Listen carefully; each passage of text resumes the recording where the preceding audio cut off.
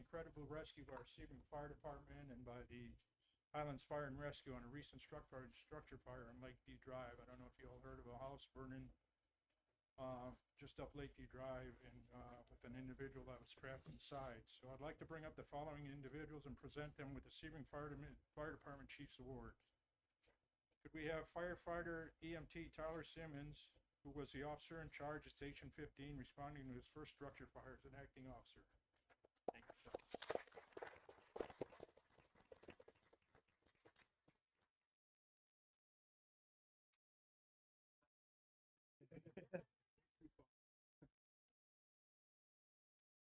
Firefighter EMT Michael Seebeck, who remained calm and held back the homeowner from running into the burning house while remaining Engine 15 crews ran into the home, beginning their search for the trapped patient.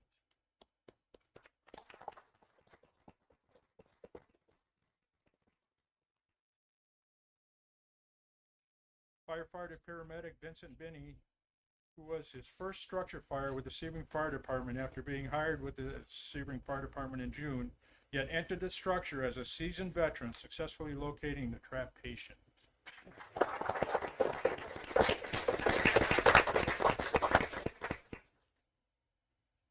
Our new senior engineer, Steve Dunn, who was off duty and just happened to be at Station 15 visiting the crew and eating lunch, but ended up playing an integral role in rescuing the patient. Stephen?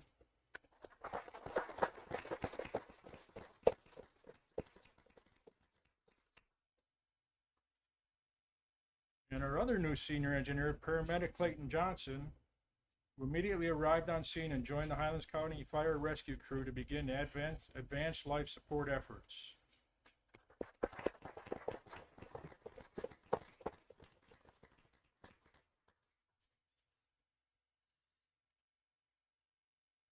And last but not least, firefighter paramedic Trenton Carlisle and firefighter EMT Nicole Beard, who performed advanced life support efforts, ultimately saving the patient's life.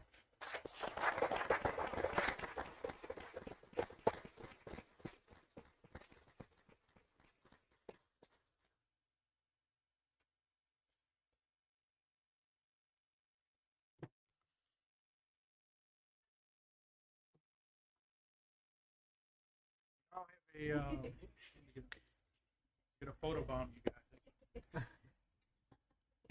Now we have a short video that's going to explain the events that happened, so everybody can see what happened and what this team has done to protect us. Off of Lakeview in the city of Sebring on the west side of Lake Jackson. Station 14, Station 15, structure fire, 4210 Lakeview Drive, 1501 response time, to explosive people.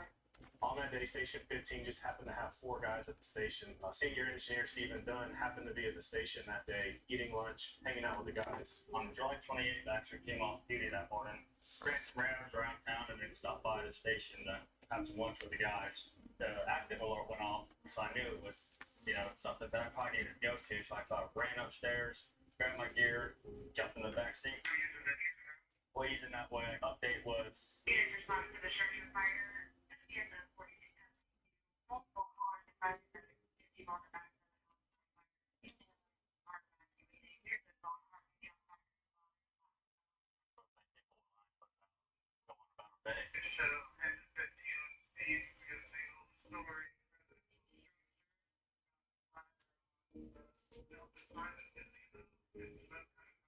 So we get there, and there's a golf cart on a charger, and it caught on fire and was impeding the house. Got out and pulled the line, and then at that time, PD officer come running up to me, and he's like, "There's a lady trapped in the house." And at that point, it just changed everything. We searched the house really quick, and I kind of heard a faint yell. Benny come through the back door, and we met with him into the bedroom. And I kind of stood up with the tick, and I could see it's like Benny, she's right in front of you, and I kind of eased him into her, and it's like, "Yep, we got her." And then I just went around Benny, grabbed her, and took her out the back. Luckily for us, Highlands County Fire Rescue with their ambulance was pulling up as firefighter Dunn brought the victim out. And we immediately went to the backyard. We assessed her very fast. And that was when we made the decision to grab her and just take off to the road as fast as we could. Trenton and Nicole and Johnson did a great job and got her where she needed to be.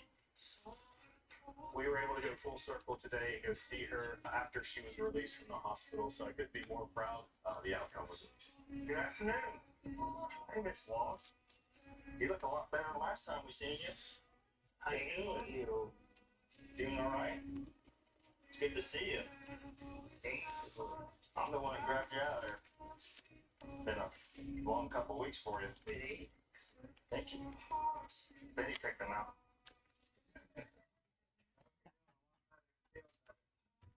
Feel better? So happy for you. I am. Oh, definitely your favorite. Hey, how are you? This is Michael. Doing good. How much? He's the one that drove us there. Please.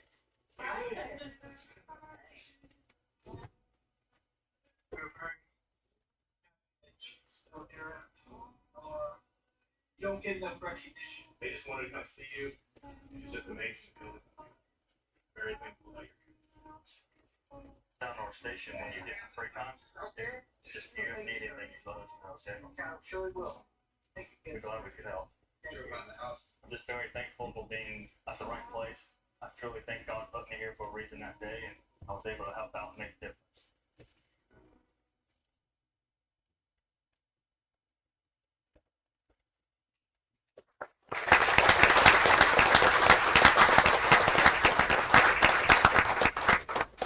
We're very, very thankful for our fire department, our police department, and also Highlands County Fire Department, which we appreciate work together and can save somebody's life and protects us. So we really appreciate everybody that's helped out, continues on a daily basis to put their life in danger, actually, but save people. So if the family or the homeowner would like to come up and say anything?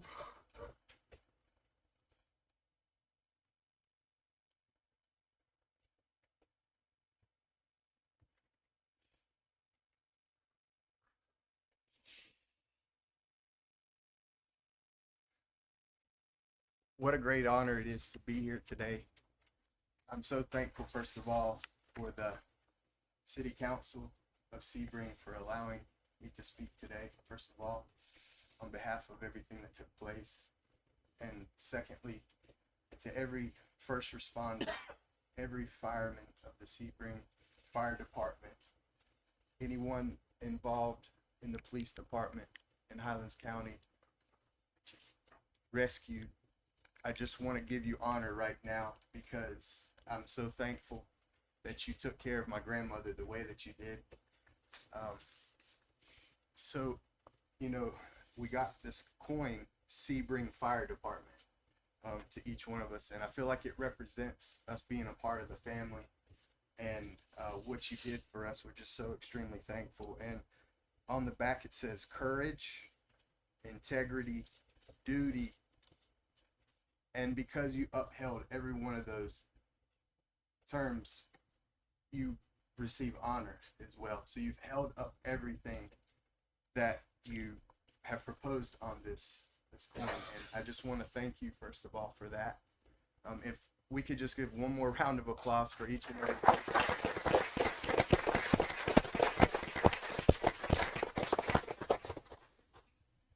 And Mayor John, would you mind if I just speak a word from scriptures? Yes, sir. Okay, thank you.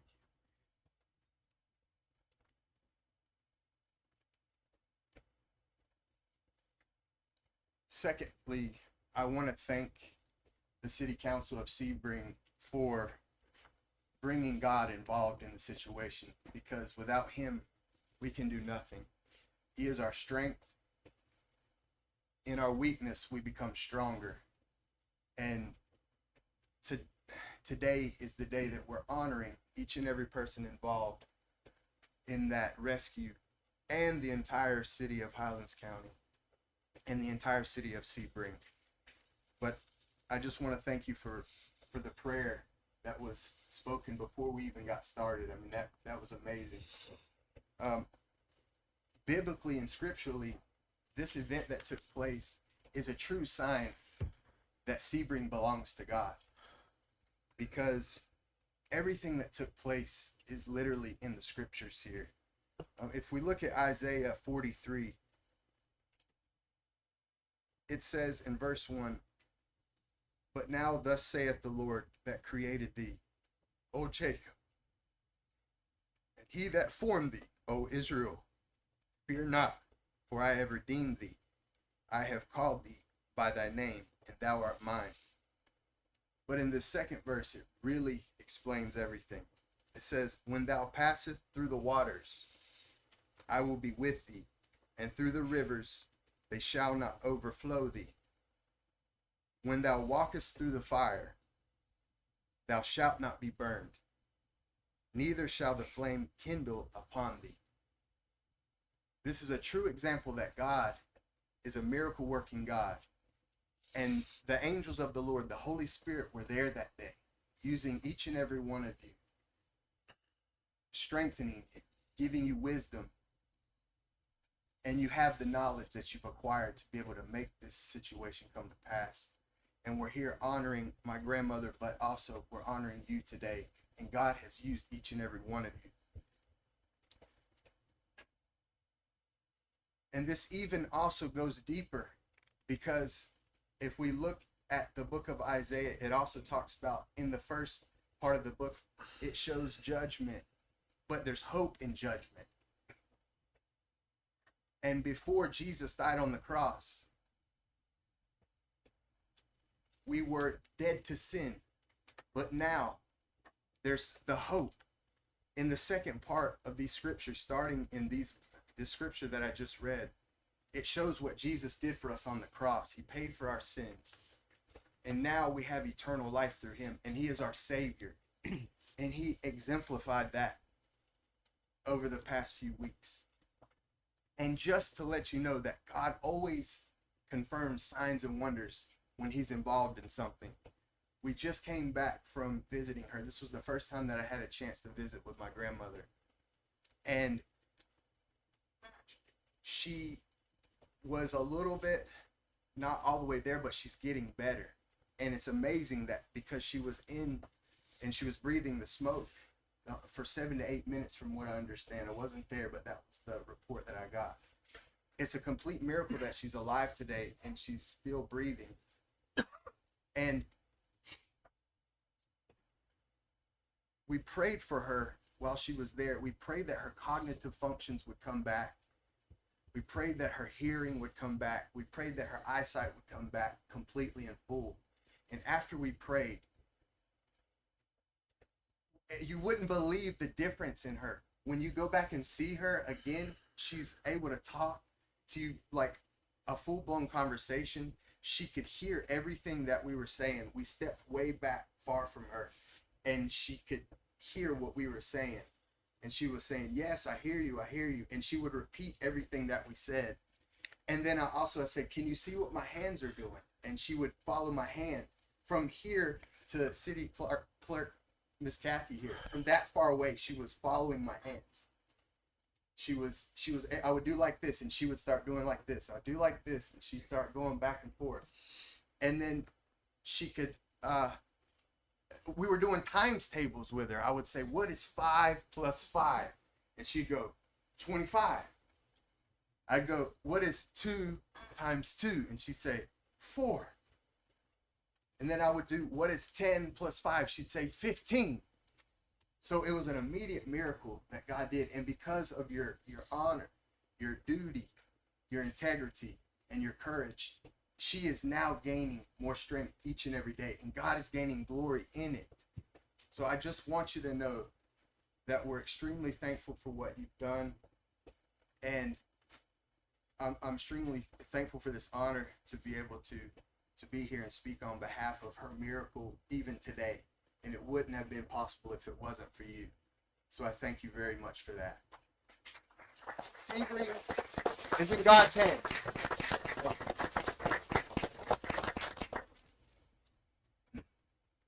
Did the homeowner want to say something?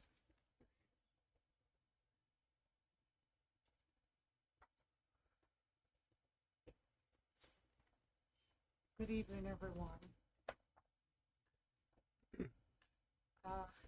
It is an honor to be here this afternoon. And as all of the foregoing speakers have said, we're here to honor the firefighter and EMT and, Sebring Police Department for their quick response and all what they did so that we are able to stand here today and that a life was saved. I have my family here to stand with me, and I'm gonna say a few words. I wrote a few words down because I didn't want to forget what I wanted to say. So just bear with me, it's not long.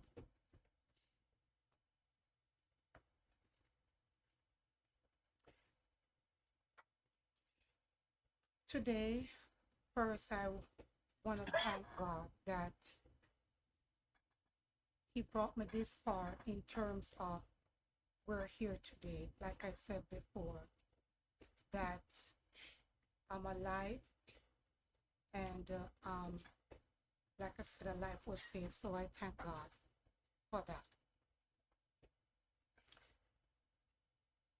Today I want to take a moment to express my deepest gratitude and appreciation to the men of our fire department and police department. When our house break out, every second mattered. While most people would be frightened and unsure of what to do, like myself, these brave men and women, first responders, immediately went into action. They responded quickly, courageously, and professionally, putting their own lives at risk to protect and save. Because of their fast response and dedication, a life was saved. There are no words that can truly express what that means to me and my family. A person who may not have been here today is still here. Because these heroes answered the call to the firefighters who entered the house, battled the flames, and worked tirelessly to make sure everyone was safe. We thank you. To the police officer, Officer Spencer, who arrived quickly. Now I'll tell you something about Officer Spencer. I don't know if he remembers. But quite a few times I wanted to go in the house, the burning house, and he would pull me back and said, no, you can't go. Let the firefighters do their job. I thank you.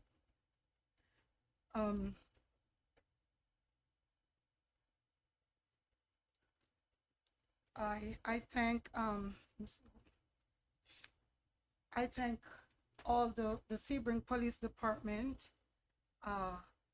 who came quickly, secure the scene, and protect the community and assisted during the emergency. We thank you all. Your courage reminds us that heroes are not only found in movies. Heroes are the people who put on a uniform, answer the emergency call, and run towards danger when everyone else is running away. Thank you. We are forever grateful for your service, your sacrifice, and your commitment in protecting our community. Thank you for responding so quickly. Thank you for putting your lives on the line. Thank you for saving a life. And most importantly, thank you for being there when we needed you most. Thank you.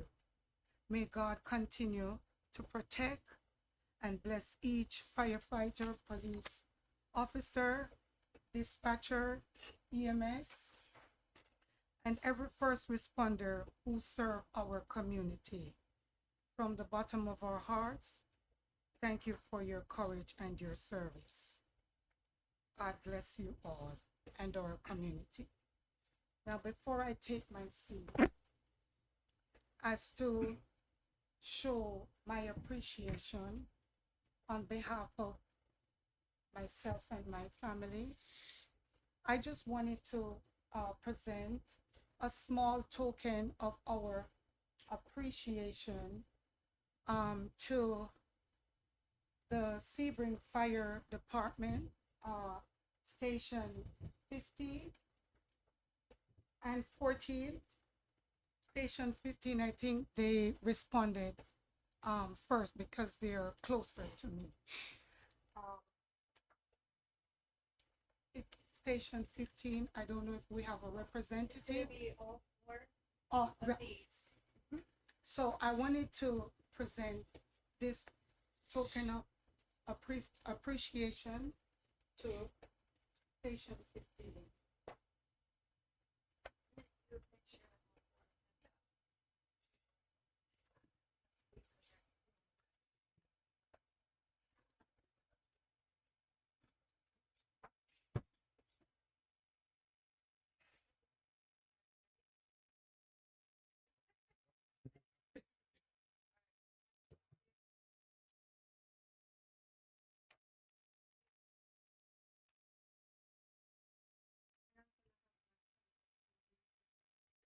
It says, when flames threatened our home, you answered without fear, bringing courage, skill, and hope when we needed it most. Through your life-saving response, you protected our family and gave us the precious gift of another day. No words can truly express the gratitude we feel. Your bravery will never be forgotten, and your kindness will remain in our hearts. From the Newsom Reed family.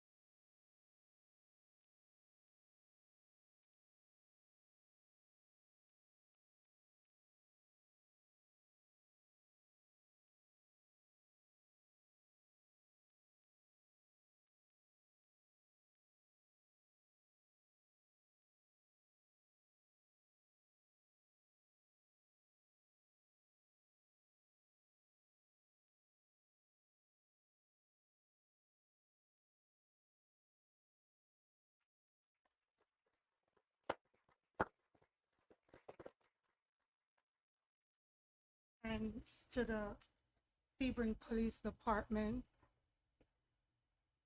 a token of our appreciation.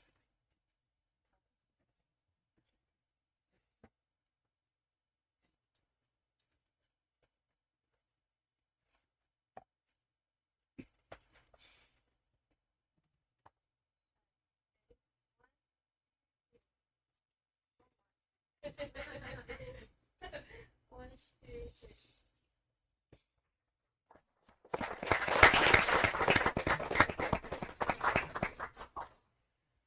Thank you so much for the time. They are truly my hero. Hi guys, my name is Joshua.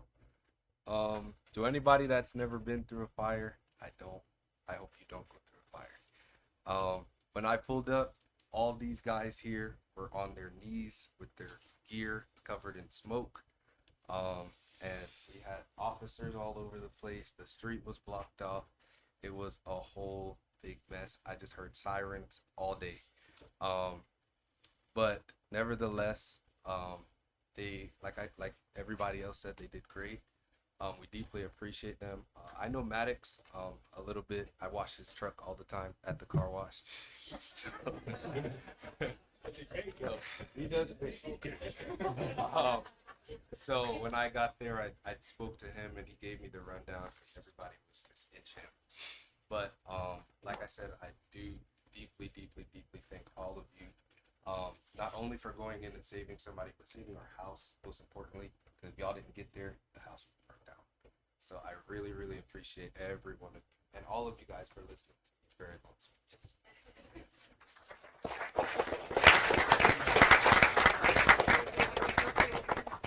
Thank you all. I'd like to end this ceremony in a little prayer, so just bow your heads, please. Heavenly Father, today we give you thanks for the brave men and women who answered the call and entered danger to save a life. We are grateful for their courage, training, strength, and willingness to put another person's life before their own. Lord, we ask that you continue to watch over these first responders and their families.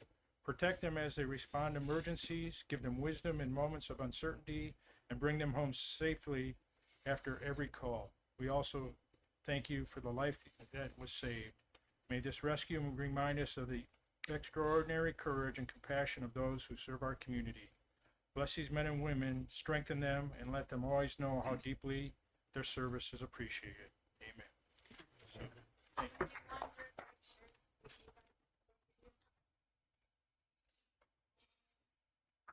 Shoot, you know, on that, shoot one on the side, and then city council, you guys will stand behind.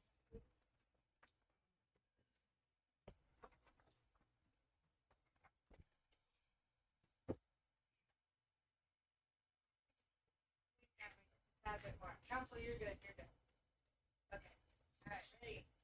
1, 2, 3. One more. 1, 2, 3. Okay, if you're with the fire department, we're gonna go outside and take a bunch of pictures. So everyone that's with them, head outside.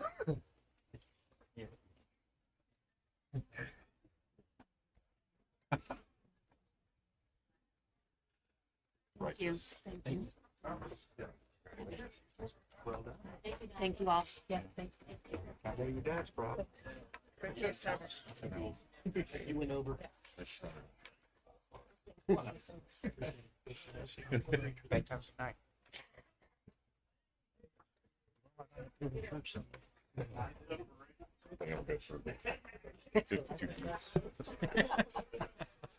Oh, yeah.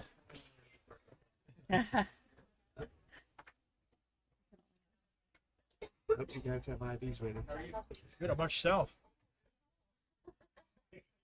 Doing good. Hey, look, those 2 Highlands County firefighters, they came from the city. Oh, I know. You stole them, Good is that what talking you're about saying? that, so.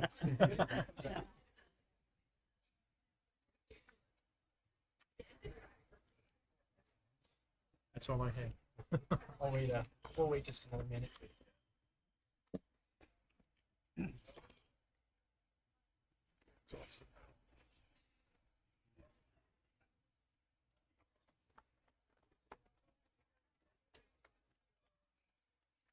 All right, Mr. Mayor has nothing else to report. I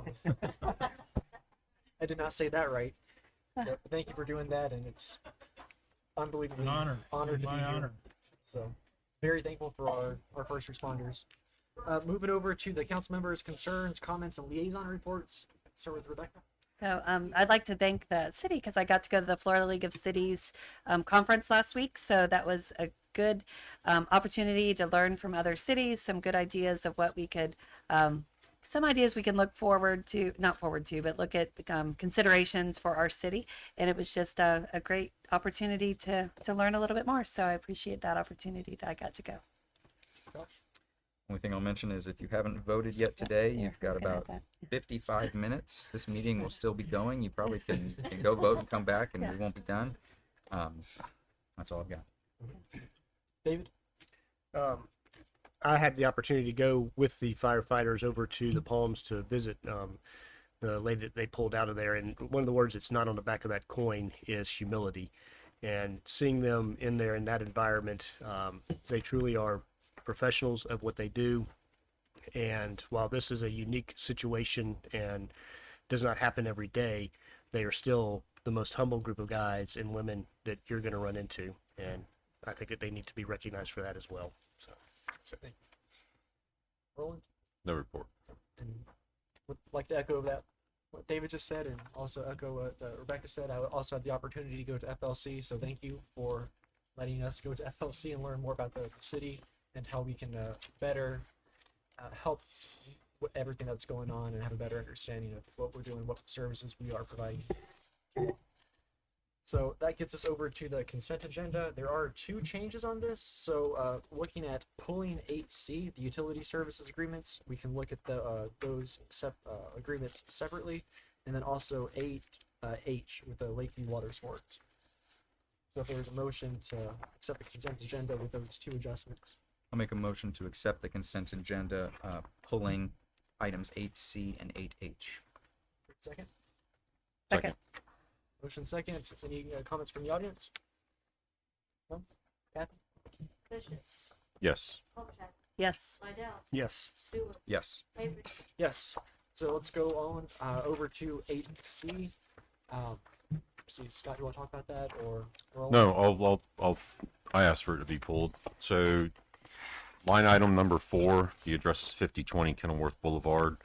If you looked into the material that we received, it is, in my opinion, very premature to be getting water service.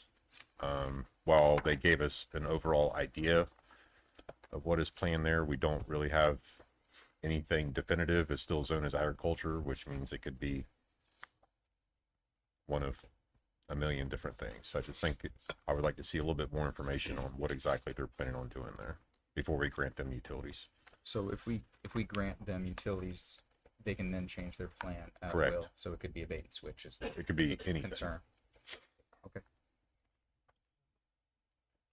Is that the only one that you have a concern about? Too far gone for the others? Correct. Okay. Any other comments on this? So, like, motion? I'll make a motion that we approve the utility service agreements, excepting the one at 5020 Kenilworth Boulevard. Motion? Second. Comments from the audience? None? Kathy?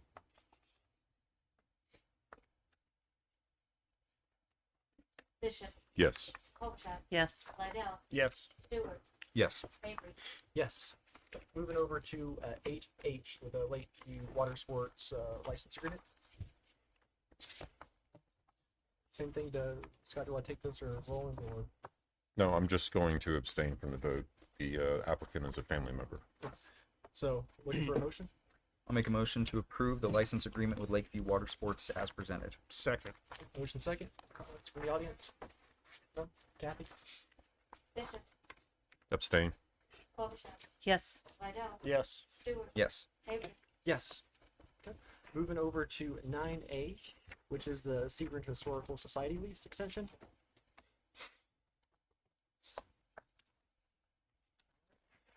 Mr. Lee, you want to come present? Don't I have to lean up here to be heard? Used to have to do that. It's been kind of quiet. It's working. I'm Bobby Lee from the Sebring Historical Society. Sebring in general. One quick thing before I go on. For those of you who don't know and didn't grow up here, when we were kids, the fire department on Saturday mornings would allow any kid on the truck, when they went out and exercised their trucks, to wear a hat and a coat and carry an axe. And it was amazing. Every single Saturday they did the same thing. It's kind of a neat part of the society we grew up in those days. I don't know if they still do that or not. We need to think, probably the insurance won't allow them to do it. But, all right, so for the Sebring Historical Society's approach here, it's fairly simple. If you've had a chance to read it, then you already know what I'm going to say. If you haven't had a chance to, then I'll be very brief because I know you've already had a lot of stuff going on. I can't even compete with what happened so far. After the receipt of the current lease, we went ahead and applied as quickly as we could, talking to Scott and with many of you who allowed us to go ahead and we did find out that we couldn't get a grant of any substantial amount. You need at least $50,000. We might have gotten 10 or 12 somewhere, but we couldn't really get grants that would do what we needed to do unless it was a historical property. And so y'all graciously allowed us to apply for that. When I've done this 3 times in the past in my lifetime, it took about 2 months. We went straight up to the Interior Department and it was approved all 3 times. Piece of cake. Here we have to go through the state of Florida, and they have a staff that has to earn their keep, and they're doing a great job of it. So we attempted to apply. We couldn't find anything we could get money for. You gave us authority to go ahead and apply for the National Register status. We've done that, and it's now almost 2 years since our first submission to the state of Florida. They told us, the last discussion I had with them, it'll probably be November before they got it up to wherever it goes. I don't remember if it's in Washington or somewhere else. But it's going to take a little bit longer than we thought it was going to. We thought we'd already have everything done. And to give you quickly an interim, we've made numerous improvements to the property. We restored as much as we could, refinished all the floors, painted on the inside, painted the outside mostly. I think the eaves we didn't get to, mostly because I didn't want to get on a ladder and get up there and do it. But we've done a lot to the property, and we've even got what's their name here down, Robin's Nursery, to restore all the plants. So it has looked better. The freeze didn't help us much, but we did move that along. So you'll know it's not just a museum.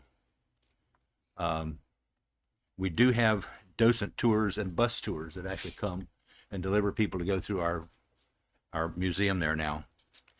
But we've also become a civic activity center in the city. And if you haven't been in any of the activities, then here's just a flavor for them. Along with the guests that are interested in what the museum has to offer, we host authors, historic groups, community groups, and miscellaneous gatherings. Christmas and other holiday activities are held there. The county's ukulele band meets in our facility on a, how often is it? Weekly basis. Okay, so they're there every week. I haven't made it to one of theirs. I guess maybe I should go. We'll leave it to the president to roll that. She's actually playing with them now. Every Wednesday, I think most of you know this, there's free coffee and donuts for anybody that wants to be there.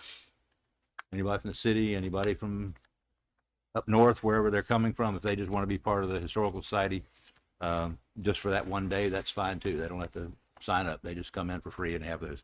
So with all that said, we're asking for additional time. We'd love to have another 3 years, because obviously it's taken 2 just to get as far as we have, plus the one that took us time to get everything ready. But again, the state intends to submit in November. We hope they do. And we don't know how long it will take from there, but obviously it's going to take longer than a week or 2. As I mentioned, 40 years ago, it took 3 months at the most, usually 2. And so we'd like to have, if it's all possible, another 3-year lease. If that's not acceptable, then y'all can relook it and think what you want to give us. But we do need the time to get stuff through the state of Florida. And then they've got to take it and send it off to the Interior Department. And once that's done, we intend to have an old style roof put back on, the dormer put in there, the original tile back in the kitchen, back in the bathroom, put the bathtub back in there, all the things that make it look like it should, including one ceiling that's still this kind of tile and it's fallen down. So that all kind of needs to be done. There is one weak area in the flooring itself, which indicates that there's a structural problem that needs to be taken care of. It's not so terrible that we're going to fall in, but it's there's a dip in the floor and that needs to be repaired. And so they're the kind of things that you can't do for just $50,000. We're going to need to have 150 to 250 to get everything done that y'all would want us to do as well. And we would certainly have to work with the city, because it is still the city's property, to make that happen. And it probably took longer to tell you all that than you needed. So I'll quit. Let you ask questions, or I'll sit down and keep my mouth shut. Questions from council? So just one, if I understand, you're basically looking for an extension of the previous lease, where if you got the grant funding, it would convert to the 10-year lease. Yes, sir. Is that accurate? Okay. Exactly. I don't have a problem with that at all. I think the urgency we had on the waterfront at that time is gone by the Yes, wayside sort along with our funding. So Yes. I don't have a problem extending that at all. Do you, Good. do you think you can get it done in 3 years, or is it more of a 3 to 5 year time frame? Well, what we had in the original one was a 3-year lease. And if we got everything done that we were hoping to do within that 3 years, meaning all the restoration done, then you would give us a 10-year lease. Lake Placid, Avon Park doing nothing gets a 20-year lease. Lake Placid has a non-definable lease, and they just go on and on and on. So we were asking for 10, but that means we'd have to get the 3 years done, everything done in it, and that the city intends to keep the building, which now that we've gotten it in pretty good shape to begin with, it'd almost be a shame to tear it down. Nearly criminal, I'd say. But anyway, so there you go. Any other questions from council? I echo Josh. I think a lot of things have changed when you were first looking at that property to now. So I would be fine with that too. So any comments from the audience? Okay. Looking for a motion. Make a motion that we extend their lease by another 3 years and continue the previous lease, or the terms of the previous lease. Second. Any final call? Okay. Kathy?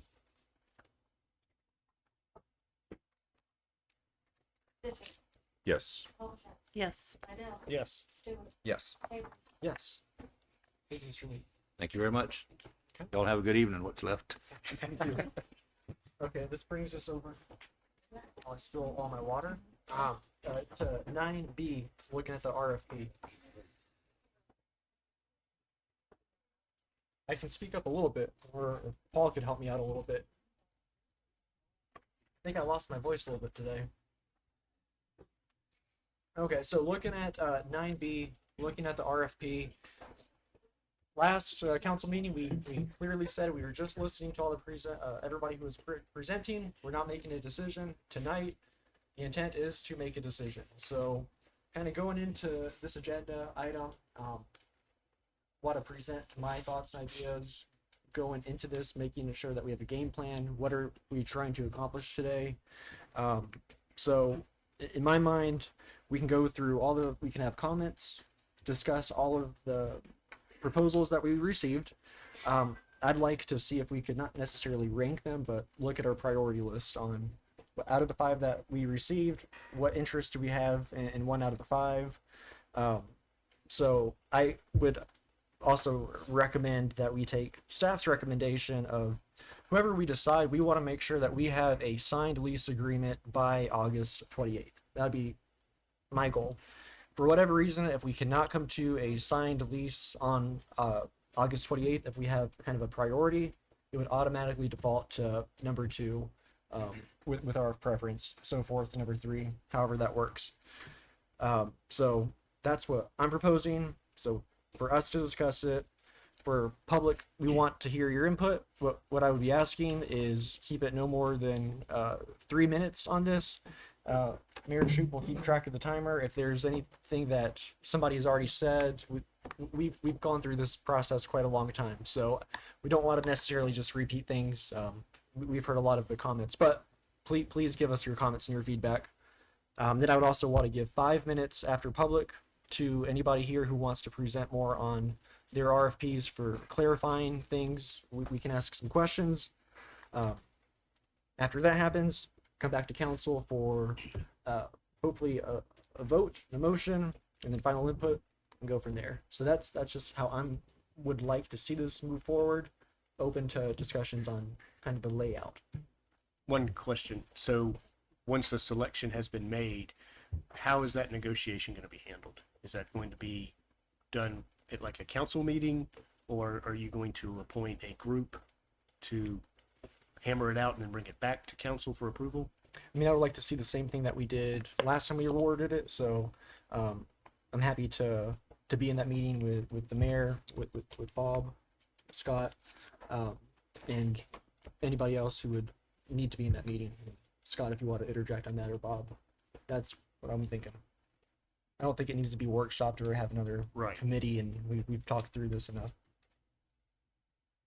So then it would be mayor, you, Bob, and Scott that would discuss as a group with the proposed, Correct. and then that would come back and council would approve the lease agreement at that point. Okay, very good. I would encourage you not to set out who all has to be in the room, because then it's got to be a sunshine committee. I think your staff will understands who you all might like to be involved in that. I just, if you set that, we got to we have to give notice. It's got to be open to the public, and that make it take longer.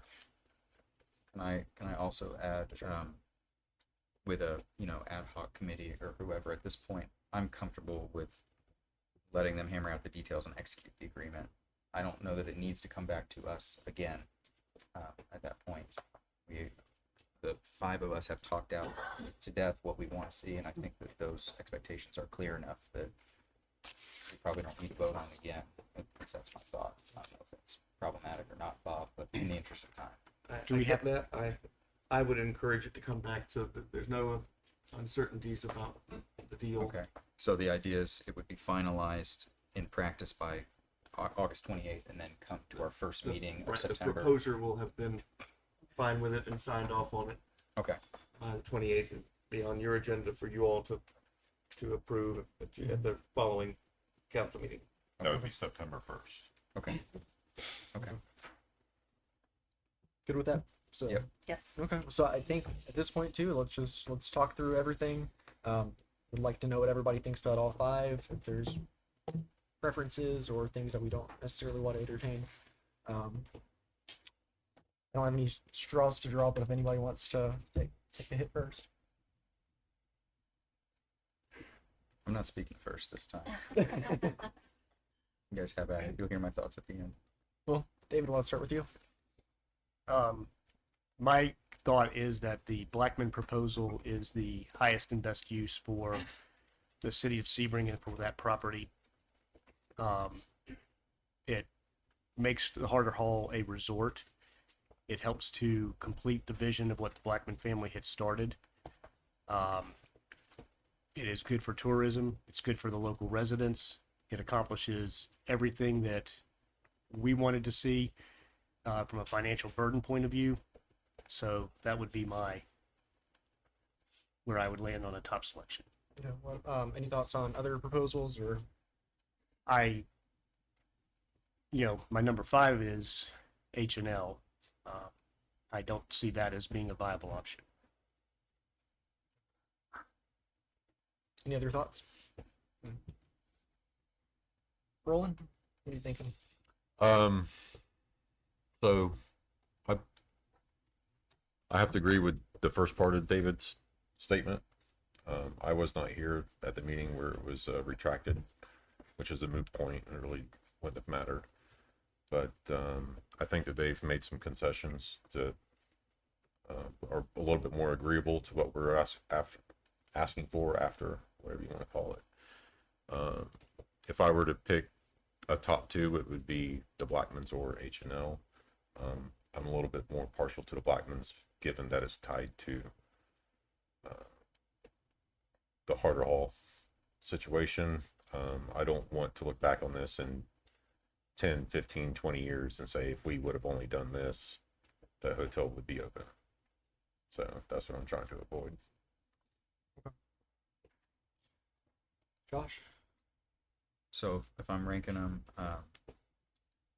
I'll say that the vision of the Harder Hall complex is probably the most beneficial to our city. I have concerns because we've been down this road before. The track record of progress of work gives me pause, because I wonder if that vision will ever be made reality. I question that. And also the way that the previous negotiations were handled left a very bad taste in my mouth. In fact, at the last meeting, I asked why they never responded to our last request to finalize the deal, and that actually never was answered. We watched the meeting just saying, did I miss that? No, it was never answered. I think that's probably why this deadline is imposed here, because there's concern that that could happen again. And I get that. Yeah. If this was 5 years ago, that would be an easy top choice for me. I would say my second is H&L Golf Group. I think there's some concerns on financial ability and stuff that may have gone wrong. But that is a proposal that is promising to pay the city some money, that can operate now, that can leave things in place, that can move quickly. I think that the J38 group has an awesome vision, and we just don't have the cash to fund it, and then I would probably go Troon as the next resort if the city wants to stay on the hook, and Commonwealth as my number 5. So starting with J38, Commonwealth, and Troon, again, it's the financial aspect that we would have to contribute. So they're all kind of at 3. So I didn't rank them individually because that's just not what we were looking for at this time. My thinking is if we had started this 5 years ago, it may have been a good option to have a management company come in and do that part. So other than that, Harder Hall and H&L both have great proposals. I'm leaning towards H&L as I was a lot during the previous vote because the financial aspect they corrected and gave us the information they were looking for. I like their looking at what the community is looking for, keeping employees, keeping Caddyshack. So that puts them at my top. Harder Hall is connecting it to the resort, which is lovely and a great idea, but I'm also looking at 20 years compared to 50. We are making a decision then forever, on the council if we go with a 50-year lease. So that's what I'm at this point. That's what I'm looking towards. But I'm happy to entertain some more information as we go forward.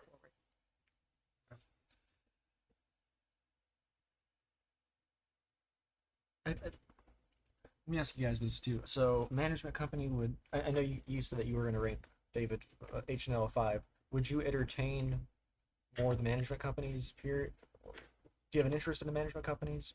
I mean, if we're not going to tie it, if we're not going to have the Harder Hall Resort, then I think the management companies become a better option. Okay. I have serious concerns with H&L financially, and I don't understand how the city can even legally enter into an agreement in their current state. Rolling with management companies, is that something that you would? I'm not interested in entering those 3 options. I just think it puts a financial burden on the city. I agree.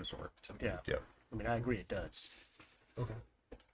So I'm asking this too because I agree. And to be specific, we're discussing J38, Troon, and Commonwealth. I would say as far more as of the management. Commonwealth and Troon. Troon. Okay.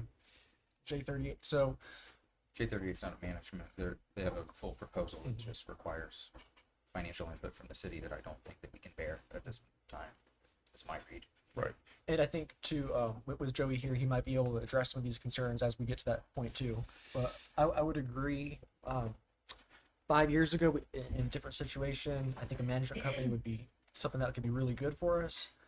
At this point, I wouldn't be interested in pursuing just a management company, period, too. So the way I look at it, and I'm just, I don't know if anybody's listening on Zoom and the link, but I'm still very thankful and grateful for everybody who still came to us with those ideas, too. It might be another opportunity in the future. I hope this would just completely end communications and talks with the city for potential management.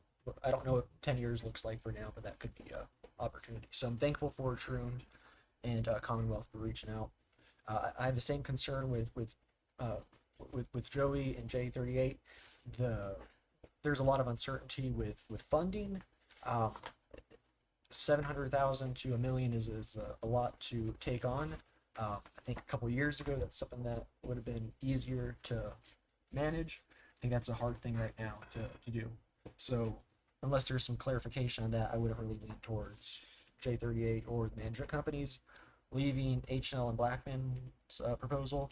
So personally, I'm leaning more with H&L.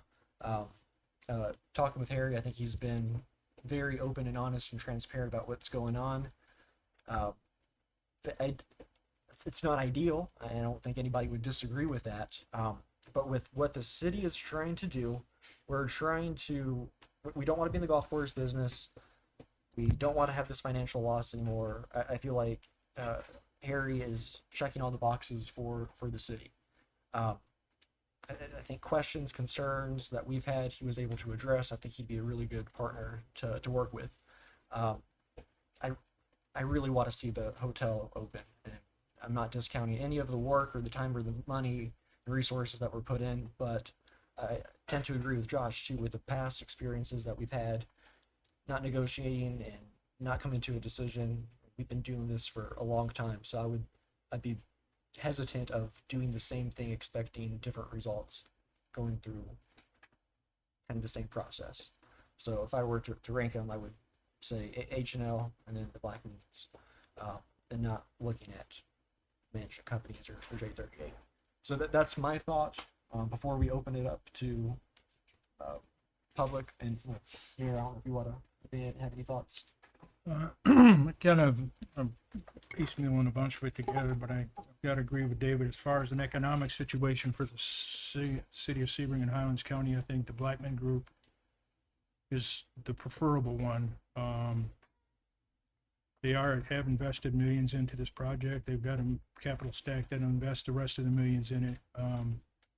And I think you tie that together, and it's very successful for the community. And I think they'll have to develop a decent course to make it match what they're going to do with that hotel. As far as management companies, I'm not in favor of that unless it's a fallback situation. And we've got to find some way to keep it active recreationally.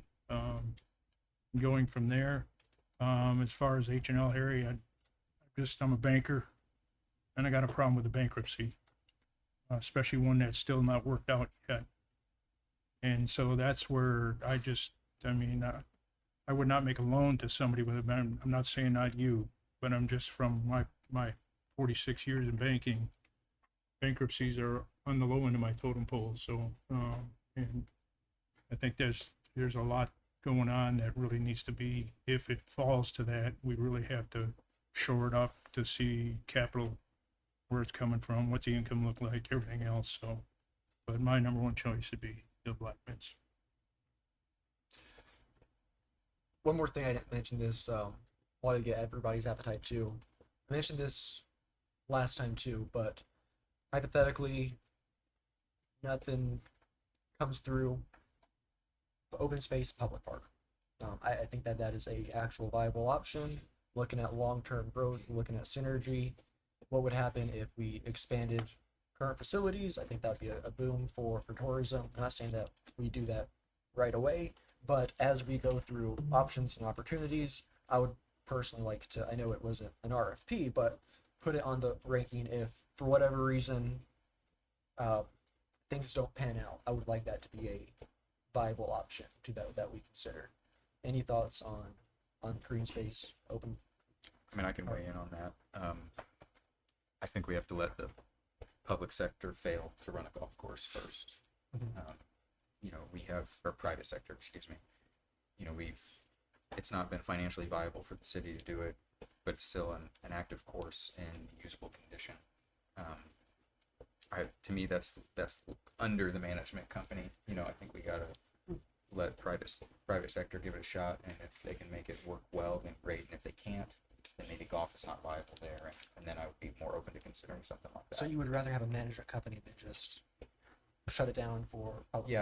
Yeah. I mean, the investment level to get a golf course running is tremendously high. Once it's gone, getting it back is not something you can just make a vote on and flip it. Okay. That's my thoughts. And, I mean, I knowing that those management companies said we can't make this profitable, that we would be, Well, and I know there's going to be, even if it was $250,000 that we've already been putting in, that might be the same amount as I don't funding believe that they couldn't open make it space. profitable or close to break even. I think that it would take a little bit of time. I think that's what Trim said too. And, I'd have to dig a little deeper into projections, but I guess to your point, I'm not interested right now in letting it go to a open recreational space. That's what you're talking about? That's right now? that's what I'm looking for right now. So, any thoughts on that? My only thought would be with the current proposal from Synergy on Max Long, I think that needs to probably be handled well before, and I agree with Josh that, you know, I'd like to see, you know, can we make it work? You know, the Blackmans are using it as a loss leader, so that's how it's funded there. I think everybody else said basically it was a break even on a good day. So if it can't be done, I mean, then maybe you are completely out of the golf business altogether. But and I wouldn't be opposed to having the conversation, but I don't think we're there yet. Roland? Sad, really. Nothing meaningful. Mostly let's cross that bridge when we get there. It's kind of my thinking is right now it's when people want a golf course, you know, and that's where we've been here the whole time is people want a golf course, a good golf course. So so let's just stick with one idea for Hey, I am the great time, with that. in my Wanted to opinion. just throw it out there. Yeah. Okay. Any other thoughts before we open up to the public? You ready, Mr. Mayor? Anybody wants to speak? Come on up. And if you don't mind, state your name for the record. Karen Neal Tedder. First of all, you know, we've talked about hometown takeover. Someone that did a lot in the community with home takeover passed away this week. Who was the painter for the hometown takeover, Bernie Tim, for Bernie's house painting. I just wanted to let y'all know that he lost the battle of cancer, but he gave it a heck of a fight. And just please keep his family in your prayers. And with that being said, first of all, we're going in circles again with A, B, C, D, E, F. Okay? One person out of all these RFPs has not asked the city for one thing except to fix the well for the golf course. He's guaranteed money per year, and it's guaranteed. He's guaranteed a contract for the caddy shack. He's been asked, can you make the greens better? Yes, he can. Now we're going to go to everybody's number one or number two favorite. Recent events I found out about with the CRA downtown, with the building. I need a temporary CO. I don't have the money to get the elevator fixed. I need the money. Okay, if you have the money, why do you need a temporary CO? No work has been done on Hartle Hall in months. I think this is a losing battle. Hartle Hall back in the day, yes, everybody stopped because we were on the train. You came from New York, down south to Sebring to Miami. You stopped. That was a resort. You fly over it now. Okay? So why are we going to entertain someone that can't complete a building downtown, that's asking for money, that wants to sublease and lease, and talk about leases? Oh, let's change the lease. You've got someone that has guaranteed money, has bonded. Everybody's happy with the numbers. He wants to keep a business that's been there for 20 years. It's time. I know you're looking at me. I know all about the CRA. I know all this. But the fact remains, I see the clock. I got 34 seconds, John Shoot. I'm getting my point across. Go with the money that's guaranteed. Guarantee these people their jobs. Don't go chasing a money train. We all want to see it big and grand again. But what guarantees? You weren't going to entertain the idea last time. You're entertaining it again. So how can we believe what the city council wants to do for the citizens of Sebring and the employees? 5 seconds. 4, 3, 2, 1. Anybody else? Come on up and state your name for the record. Oh, come on up.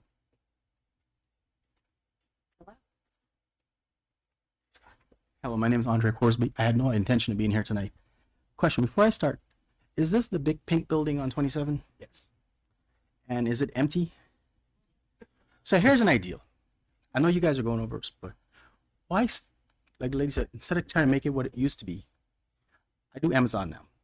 I'm driving all over Sebring every day. You have a ton of homeless people, a ton of people on drugs. I've seen the code enforcement, animal control, take the cats away from the lady, but left the lady on the side of the street. It's 114 degrees. Instead of trying to make it into something where they're trying to make money, That big word behind you.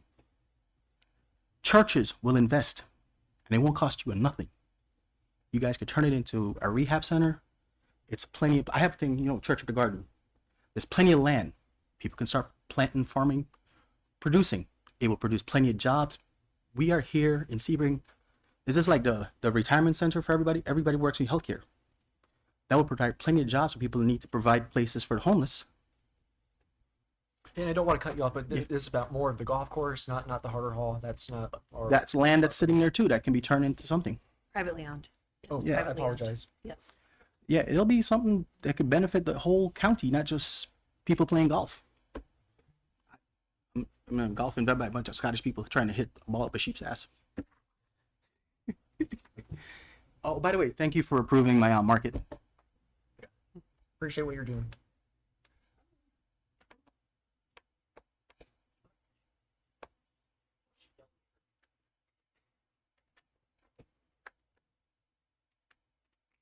I'm Marcia Ward from Avon Park.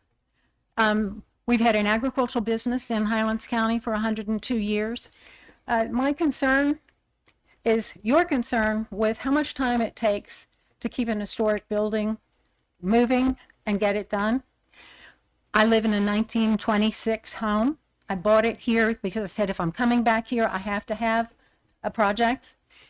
But I insisted that it had to be done the way it was supposed to be done, which I see is what the Blackmans are doing with Harder Hall. They're doing it all correctly, and they're doing it with their own money. I did the same thing, but mine is a very small home compared to Harder Hall. I have 6,000 square feet, and it took 5 years. It was very livable when I moved in, but get the floors done, to get the right roof on, to get windows that were actually characteristic of 1926.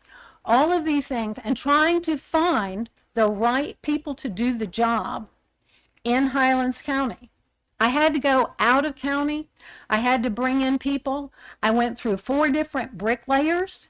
They were all local, but it took that many different bricklayers and me standing out there pulling the brick down by hand because it was not done correctly. Getting things done correctly takes a lot of time. And if anybody is interested in historic preservation, you want to do it right. And if you have any commitment to it, that's what you do. And you end up a lot more money in it than you really thought you were going to, but you commit to it and you don't go overboard because you're paying for it yourself.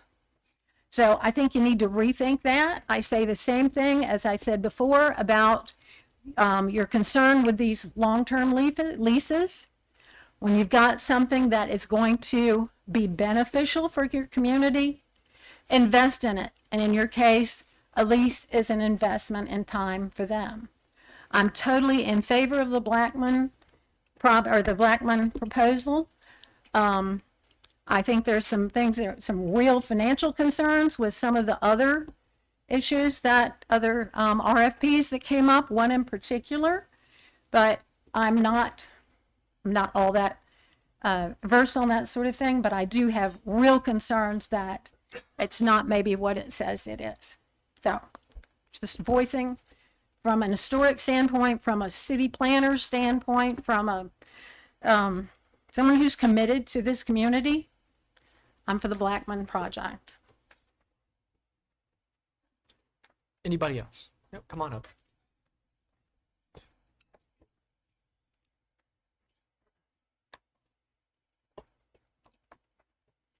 Good evening.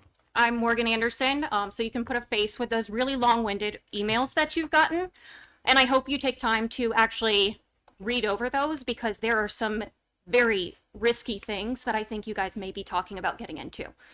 I grew up here. I really do want to see Sebring flourish. I have grave concerns as to the financial capability and stability of some of those proposals, as well as the discrepancies between the court documents and what their proposals said. So I don't want to keep beating that dead horse. Rather, I want to talk about the management of the golf course. And I think all proposals actually did agree that there is a deterioration in the condition of the Muni golf course. In today's day and age, public reviews are a big deal. Most of us use those star ratings when we travel or pick a new restaurant or a hotel. So we can only assume that people are going to do that when they come to Sebring and decide to play golf. So no one here wants the Muni to get a bad rap, but let me share with you some of the recent golf course reviews. Last Thursday, very nice layout, poorly managed. I'm being generous with 3 stars. A month ago, horrendous golf course, poorly managed, unwelcoming, avoid at all costs. 2 months ago, if I only had one bad experience here, I wouldn't be writing this review. Aside from being overpriced and mostly poor condition, it's run terribly. We can agree these are not good, right? This isn't what we want people reading or hearing when they look up Sebring. 5 months ago, this place is run terribly. Play here if you want to spend top dollar on a course with the worst groundskeeping you've ever seen in a while. Honestly blown away with how terrible things have gotten under the management. Not good, right? The reviews go on to say abysmal. This place is a dump. No words can describe how horrible this golf course is. Save your money and go fishing. It's sad what this course has become. Terrible? I think we can all agree on that. The good news is, these are not reviews for the Sebring Municipal Golf Course. These are reviews for Cedar Creek Golf Course in Bayville, New Jersey, that's currently being operated by one of your applicants. So, you, city council members, have the ability to make sure that this is not what people read about Sebring. You have proposals in front of you, one with finances in the green that met all of your goals asked for in the proposal. And you have another one that is clearly and significantly in the red. We're talking millions. If you could wrap it up. So the heat is on you guys. You decide what heat you want that to be. Do you want to iron out the details with the Blackmans, or do you want to play with fire with H&L? I hope your decision does not get Sebring burned.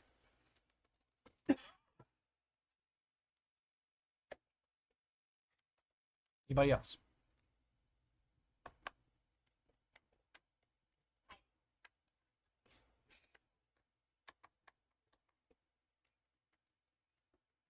Sonia Mendoza for the record. I don't really have much to say. I just want to go back and recap without slamming anybody or doing anything. But let's go back to a couple of months ago. You granted it to the Blackman family. And then the Blackman family started asking you for more property. You said no. They went silent. Now we're back here again to go ahead and turn around and give it back to them and hope that they're going to change their proposal around to what you want this time after acting the way that they've behaved. Is this what I'm hearing correctly? Is that where we're at, really? Because you were all discouraged. They had the golf course. They had it. It was theirs. All they had to do was swallow a little bit of pride and come to the table and say, okay, I don't need that property. You're willing to let me use it. Let me use it, okay. But no, instead, they changed their proposal. They still left it at the dollar. They added that property in. And I lost my train of thought again because, as you can tell, I'm all nervous and shaking. But make it make sense. How are we back here when, if they were serious, why didn't you get it done? Why didn't they communicate with you? Why didn't they answer you? So they get up here, insult every one of you, except for you, Lydell. They insult us all. They insult the city. They insult us. But let's bend over backwards and give them the world. Let's do that. Anybody else?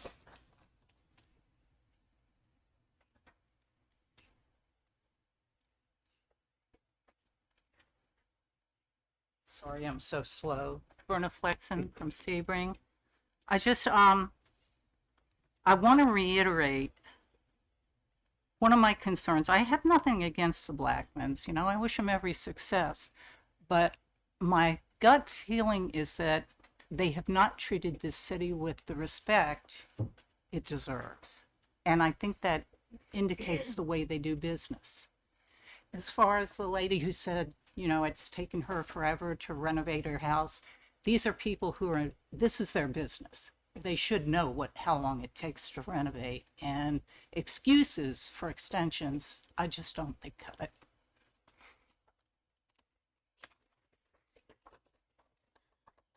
Anybody else? Yes, sir. Come on up.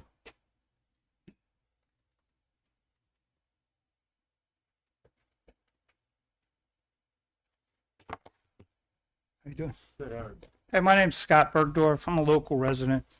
close to Harder Hall. I have a unique job in the city. I talk to more customers, more people than you folks do probably at the city council.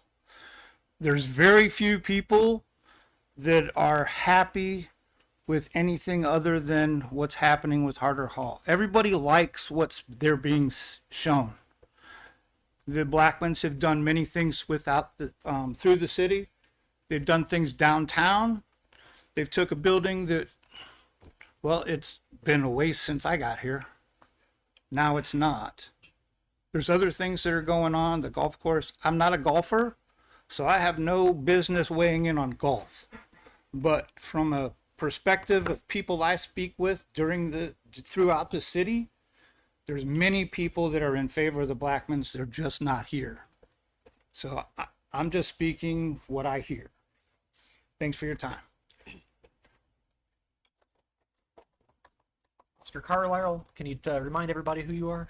Yeah, my name is Leonard Carlisle. I was a city councilman for 12 years. My question to all of y'all, if you were redoing your house, would you hire a contractor that never finished? And we have some people that are asking for the golf course that has not finished a project in Sebring yet. So, and I know H&L, the mayor's concerned about his financial. He filed Chapter 11. Our own president, that most of y'all probably voted for, I did, has filed Chapter 11, I think 6 or 7 times. So you can't, I don't think we can hold that against him when we voted for a man that has done it more than one time, but he's running our country. I think he'll do a great job. You'll never know if you don't give him a chance. So, and he's willing to work with Caddyshack and keep them and keep their employees employed. And from what I understand, I've talked to everybody, he's willing to work with the city so the city can keep the equipment in the barn and a lot of things working with the city. So right now, Harder Hall, the windows are boarded up, which is a code violation. You can't board your windows up. So when they didn't get the golf course, they stopped. And they can't finish the bank without getting another over $900,000 from CRA to put in an elevator. So if they got all this money, why are they asking the city of Sebring for the money? So that's all I got to say. Thank you. Anybody else from the public?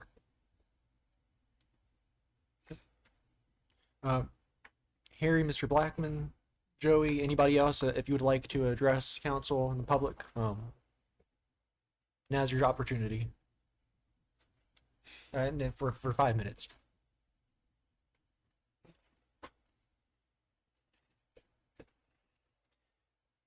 Good evening, everyone. Joey Lang, J38 Group. Timing is everything. And my proposal ran headlong into a property tax vote coming up. And I don't envy you. You have to make a decision that may outlive you. And so the thing that I would like to see, because you go around this town and you meet people, I've met a lot of great people here in Sebring, and they're almost always either born and raised here, transplant, invariably, one place or another, we all come to Sebring. But we continue to create opportunity for people outside of Sebring. I would love, outside of this, if we could start to focus on building opportunity for our residents, because we see a lot of young people that grow up here. There's no hope here. They leave here to go make their mark in the world. We should be able to make our mark in the world here. So outside of my proposal, I get it. It's not tenable. It's not doable. We had a plan that we were trying to work through the week to try to take you out in year one with some SBA replacement, etc. But those reviews that you read about the course in New Jersey, they could also be about here. And that destroyed local capital availability for our proposal. But I thank you all for the opportunity to bid. We care deeply about the community. As I mentioned, the Caddyshack stays. And I think that that's what the community would like to see. But as we go forward, I'd just love to see us focus on building opportunity for locals. I think we matter too. Thank you. Mr. Lang, too, if you could stay up for a minute too. Any questions or for Joey? I personally appreciate you all's effort in coming through with this last RFP or proposal, and it really is just a capital issue at this time. But I was pleased to see that there were some local residents working towards an idea. I just don't feel that we could financially sustain that idea this time. I understand. So, but you all had a very well put together proposal. It explained lots of what your goals and aspirations were, but just this like you said, it's just timing. So, but I do very much appreciate you all coming together to work towards that. I would echo that your proposal was phenomenal. Mm. I think staring down the barrel of Amendment 3, I think it would probably be a top rank for me. We're going to find a way to work with you guys eventually. We're going to get it done. I hope so. For what it's worth, you gave a very good proposal. Thank you. I appreciate it. David, any questions? Or anything further? No. So Joey, too, just for clarification too, so is there any scenario in your proposal that if a million, I can't think for $1 million, but is there a price? Is there somewhere in that's flexible, or is it basically with what you've heard, it's kind of off the table for you? I mean, we could rework the numbers, but you guys are up against the gun on your timeline to get something done. We were really cutting it close at 700,000, and we just didn't want to launch into failure. You know, you don't need another failure at the golf course. We had one. So, thank you. Okay, so just to be clear, so the presentation is basically contingent on at least 700,000. There's not a lower number in mind. If we phased all the things out, we think we can get the greens done for 300. And but that's going to leave the layout the way it is. We had plans for the layout, plans to light it, to have a night golf tourism attraction. That would delay our capital improvement plan, but I think anything lower than that, you're not going to save those greens. So thank you for the opportunity. Harry, Mr. Blackman. I don't know if you guys want to play rock, paper, scissors or anything. I'll go first. The definition of insanity is doing the same thing over and over again and expecting different results. I just want to say that, first and foremost. Secondly, to address that woman's concerns about the ratings up at Cedar Creek, the mayor of Bayville definitely would have wrote that letter of recommendation for me if the course was actually that bad. And also last year we did lose all of our irrigation for 3 months, so that kind of hurt the course a little bit. So that's probably where those reviews are coming from. That's basically it. I mean, everything you guys have asked for, I've given. It hasn't been easy calling attorneys, doing this, trying to get all these things in to prove to you guys that I am the real deal. I just made a couple of mistakes in the past and corrected them. The reason that it's still reaffirmed is because a lot of the stuff that was first put into my bankruptcy is getting taken out, so it keeps lowering that number. And again, anything you guys asked for, I've provided. We are ready to go right now. And that's basically it. That was basically it. So, any questions? Any questions for Harry? Just thank you for providing everything. And not a problem.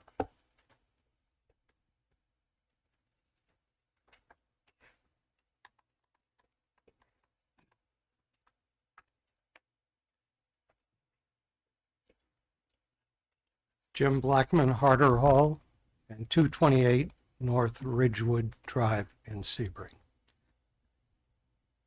Thank you all for your attention and your dedication to this. I'd like to start with a little bit about our family. We didn't just show up from Sebring 4 years ago. Through my wife's side of the family, we've been here for 4 generations. Robert's great-grandfather moved from Ohio and was also a contemporary of George Sebring. His grandfather owned multiple properties in town. And our tradition, my wife's and I, and Robert, as the 4th generation, are continuing that. My wife is a 40-year member of the Florida Bar. My daughter is also an attorney for the U.S. government. I think you know my son, former city councilman in St. Pete, came in second for the mayor last race. Didn't even get a consolation prize. I've got multiple degrees from Dartmouth and have been involved in commercial real estate for over 40 years. We're ready to rock and roll. We're ready to meet your lease timeframe, where I've already got DTE, our golf partners, ready to start due diligence as soon as the lease is signed.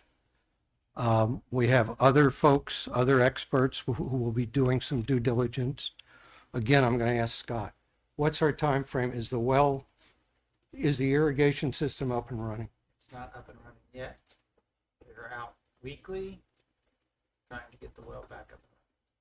Obviously, part of the due diligence, a large part, would be depend upon the irrigation system running so it can be tested, pressurized, that sort of thing. That's the only thing I can think of that right now that would slow things down. I beg to differ on only one thing. I learned in sales 50 some odd years ago, particularly if you want to get something done quickly, you have all of the decision makers in one room at the same time. I understand sunshine laws, and I don't know whether you need to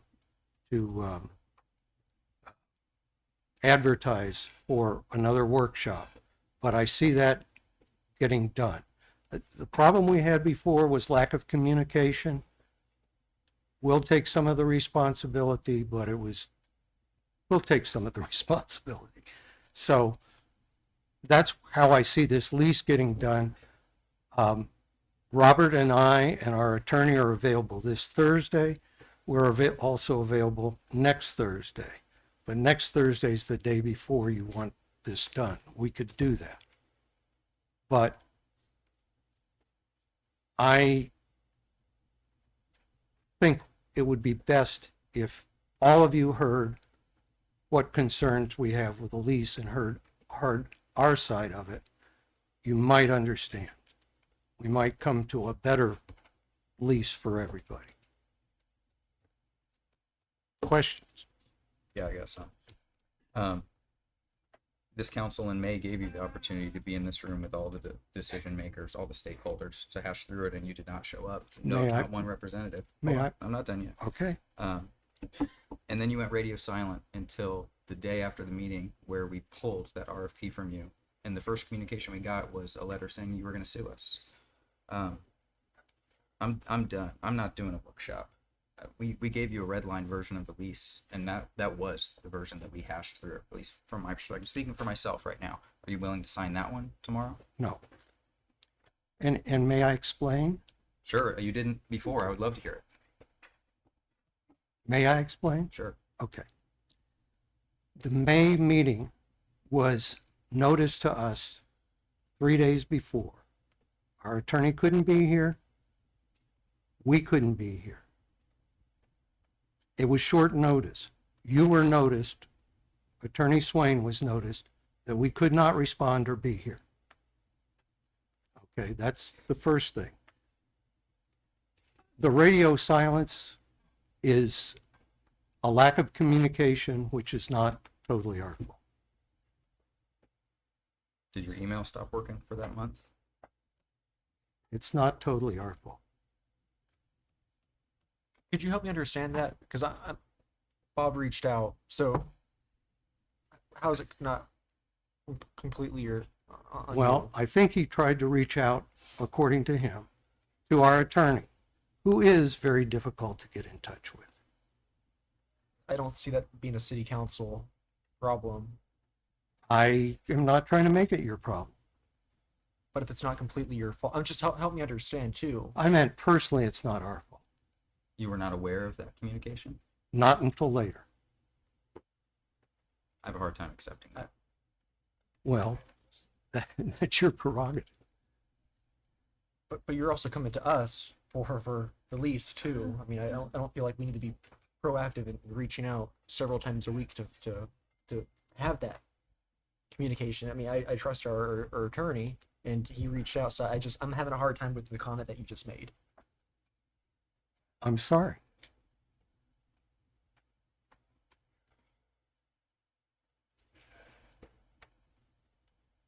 Sorry, Josh, I cut you off. I'm done.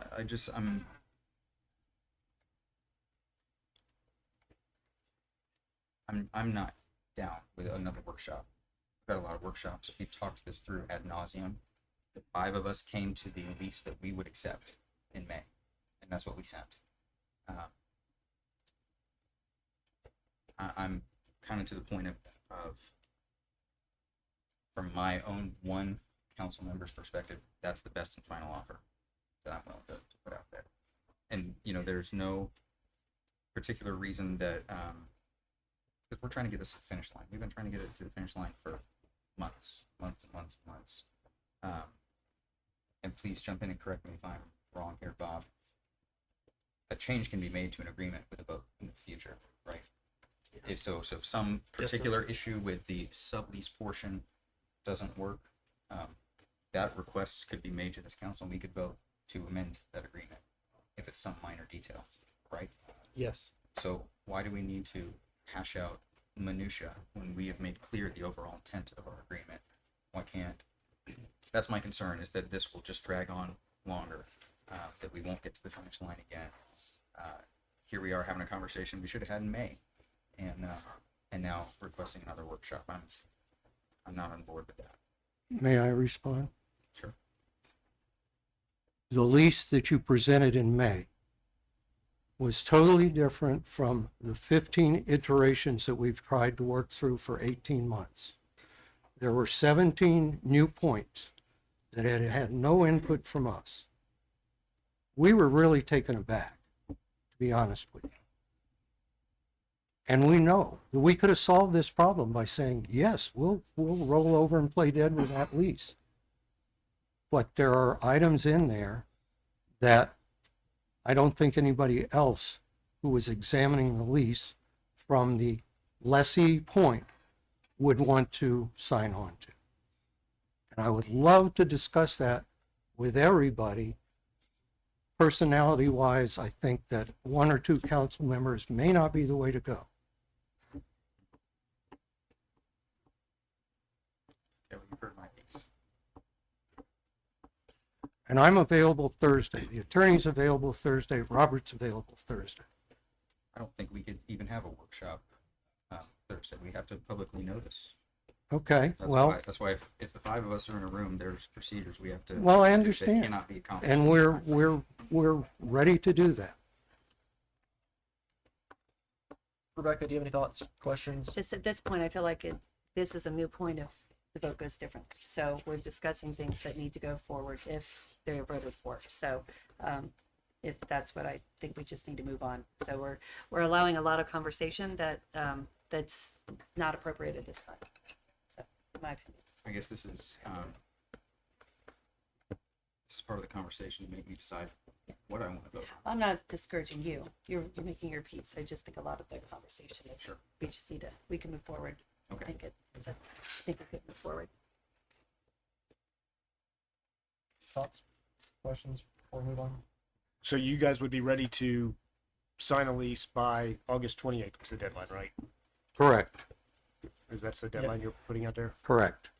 And I respectfully would disagree with the workshop idea. I think that getting it to the smaller group, and as Josh described it earlier, that it would come back and, we would be able to move forward would be the fastest way to go.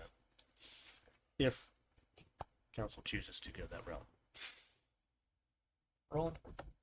Yeah, I don't want to see another workshop. Not only do we not have time to do it, I'm just worn out.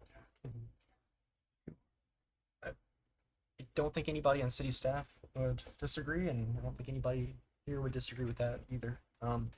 I tend to agree with Josh, and in my mind going into this, if you were willing to accept the contract or the lease agreement that we talked about, No. or whatever, and I understand. So, in my mind, I would be more open to that. We've already done this too many Thank you. times.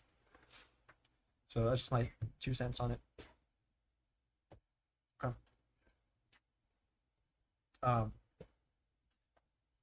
Paul, or do you know if Miss Sarah is part of any group that we're aware of? She's No, she's planning and zoning. P&Z. Okay.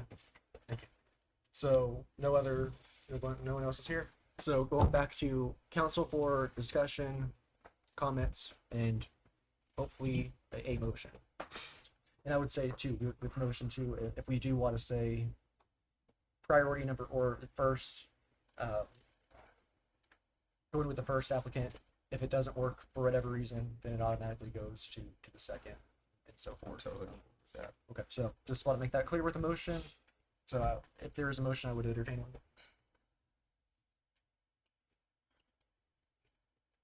So before we vote, I do want to say one more thing. I'm sick of saying one more thing. We beat this horse to death. So, putting aside my personal feelings toward the applicants, we're rolling the dice on either of our shortlist proposals tonight, right? They are both a gamble. There is no guarantee that if we vote for the Blackman family that Harder Hall is going to be completed. Mhm. None. No guarantee whatsoever. There's no guarantee that H&L Group can be successful there. None, right? These are both gambles. I'm trying to make a vote that I think is in the best interest of the city long term on one of those gambles. I still think, despite my thoughts about some things that have been said tonight, that the Harder Hall concept is probably in the best economic interest of our city. If it works, we're taking a gamble either way, right? The upside of Harry and the H&L Group is that we have a well-run functioning golf course, which is a good thing. The upside of the Harder Hall one is that we have a larger economic driver for the city, which is a good thing. Neither of them are guaranteed. I'm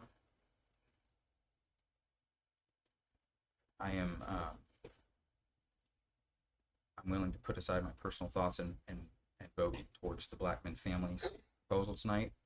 But if I make a motion, But I would say if I could have a comment before we make a motion. yeah, I'm not making a motion yet. I'm discussing a potential. I would want an automatic. I don't know what the legal mechanism. If a lease is not signed by August 28th, automatically go to our number 2 option, which I think is the H&L Group. I've got a procedural question.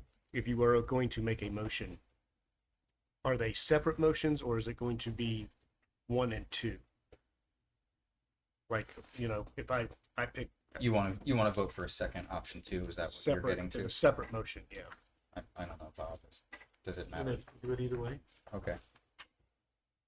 I think the end result is going to be the same. Me too. You're just going to vote no on one of them. Right.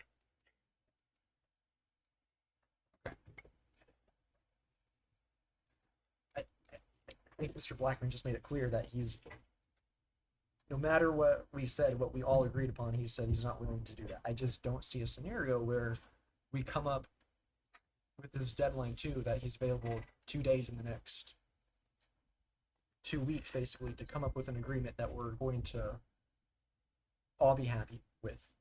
I feel like it's another meeting that we're kicking the can. And I can kick it for 10 more days. And that can be the end. I mean, I agree with Josh on that. I mean, yeah, the 28th should be a hard and fast deadline. That's it.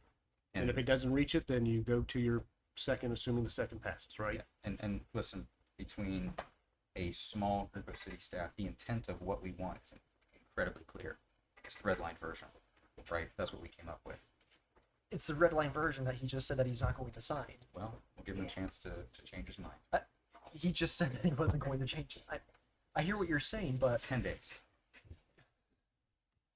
And a number 2 will be assigned. Again, So I think the one thing that they're not going to agree to is the 51% owner, with Harder Hall to attach to the golf course.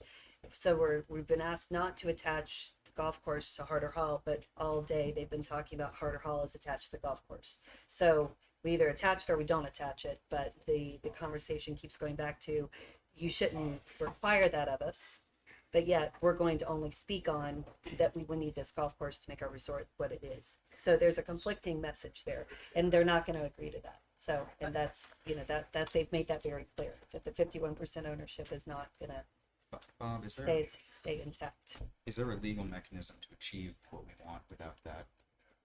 I mean, you understand the intent, Sure, right? you are not required to impose a 51% ownership interest in Harder Hall to get an automatic assignment of the golf course to somebody else. So you don't have to require them to couple the golf course and the Harder Hall together. That is how they have pitched it for a long Yes. time. You're not required to do that. You could simply say subleases have to be approved by the landlord. They don't want that. They want to be able to enter into subleases without asking. I think they ought to ask you. You're the landlord. It's your property. That's common in leases. So I guess on that point, I understand what they've said they won't do. I guess what I'm saying is I trust Bob and our city staff to negotiate the intent of what we want. And if they don't agree to it, then they don't agree to it, and we move on. And I think That's my thought. And I think that's kind of the point of that smaller group, to be able to go ahead and hear what is their concern and see if there's a way to address it and meet our concern. Right.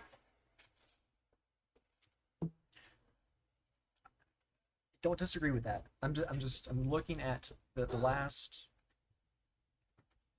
We've been doing this since we got elected, right? Long time. I'm not saying that past performance has given me any warm and fuzzy feelings. I understand, but I'm also looking at going back and forth and back and forth and back and forth. And I'm looking at another guy who has said, anything we can do to help make this work, to work with the city, to share, correct me if I'm wrong on this, maintenance barn. We can find a way to work together. Keeping the caddy shack, keeping the employees. What can we do to work together and be a partner? I want to have a partnership with somebody who actually wants to do business with us. That's the guy I want to do business with. I trust that. I don't like everything. It's not perfect. We're not perfect. We're everybody, I feel, is like one mistake away from being in a terrible situation. And you've continued to work with us. And I personally feel that you said, Harry, for whatever reason, we need to adjust this with the golf course. Are you willing to work with us? I feel like, based on history, you have said absolutely anything we can do to make this happen. If it's a small adjustment, if it's a tweak, if it's with the lease agreement, I feel like we're just fighting an uphill battle. And this is not just a lease agreement right now. It's what happens a year from now when something wants to get done. Past performance saying, with other projects related to the city, I'm not talking about Harder Hall, I'm just talking about bank building too.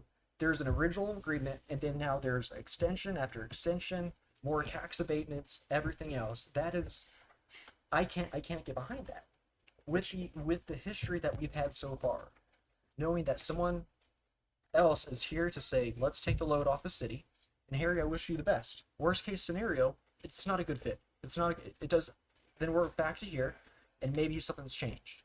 And I don't think you would disagree with that too. I think give Harry a chance. He's the kind of business guy that we need to work with. But you He can't wants sit, to help with the city. you can't say that you can't judge one on past performance and not the other. And the past performance is in bankruptcy court. He's also provided all the financials. I haven't got a balance sheet. I don't know how they're going to fund all of this, and I've been asking for that for 3 years. I mean, they provided that they have the capital to do No, it. they said from Valley Bank that they can have the net worth. I also talked to with a client recently who has multi-million dollars of real estate and $54 in their bank account. Net worth means nothing to me. That's just my opinion. I look at balance sheets. I look at things for the bank all the time. I look at an account with his $300,000 that he provided because we asked for it. We're asking for these things. I've been asking for these things, and I haven't been. It's like pulling teeth to get an answer. But you also look at the bankruptcy filings and that stuff, and he shows no cash flow. Right. So how's he gonna support putting something else up there? I mean, that's Give him where the- if give you him the decide chance. to go that, it's really gonna have to be kind of fine tuned. I know you're still, both your bankruptcies have not been approved yet. Yeah, and you have been, and I'm not trying to ding you, and I hate to bring this out in public. That's fine. I brought it up for. But I mean, if you compare to what the Black's done and what he's shown, and what has been filed with the bankruptcy, there's no cash flow. There's a negative net worth. So there's a lot of other issues out there that if you want to take a look at the financial, we haven't seen the black ones either. So, but I'm just saying. I'm saying there's What fault you've on both what you've sides, and seen, it's not what you've perfect. seen is not positive. I hear that, but I also see positive. Goes back to Josh's crapshoot. Well, Yeah. and look, Both ways. I'm not thrilled that we are here again tonight. We shouldn't be. And that is their fault. Let's make it very clear because they stopped communicating with us. But I'm looking at a gamble. They're both gambles, and one outcome has a significantly higher economic impact for our city than the other. That's all I'm looking at. Guess what? I would love to do business with Harry too. His negotiation has been a lot easier than it has been with our other applicants. But the upside of his proposal is lower than the other one. They're both gambles, and that's what I'm looking at. And guess what? If they can't come to an agreement within the 10 days we've set out, that's a hard deadline. Then it goes back to our number 2 option, which I think would be HL.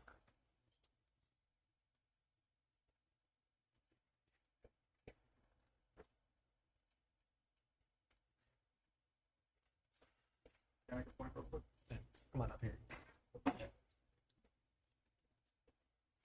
The Caddyshack has alerted everybody that they will be closing their doors on August 31st. So that's kind of a time crunch for them as well. So 10 days to them, it means a lot. So I just wanted to say that.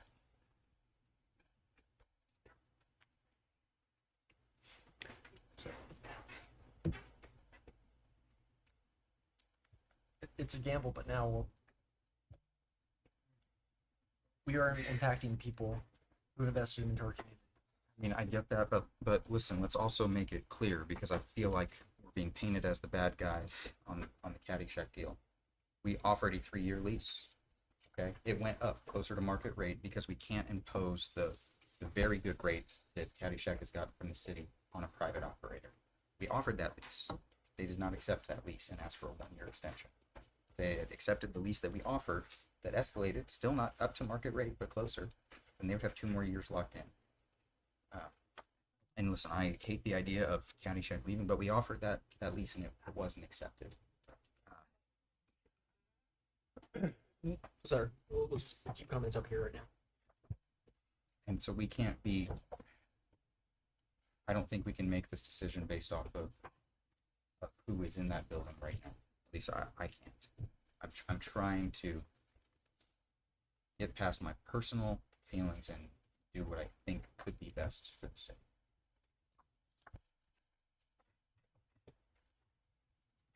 Do you want to make the first motion or do you want me to? I don't care. I make the motion that the city council select the Blackman Family Harder Hall Hotel LLC as their first proposal for the golf course lease. Can you put a timeline on that as well? And that to negotiate and sign or execute a lease by August 28th by close of business, or council will revert to their second option. We have a motion. Second. Motion and a second. Comments from the audience.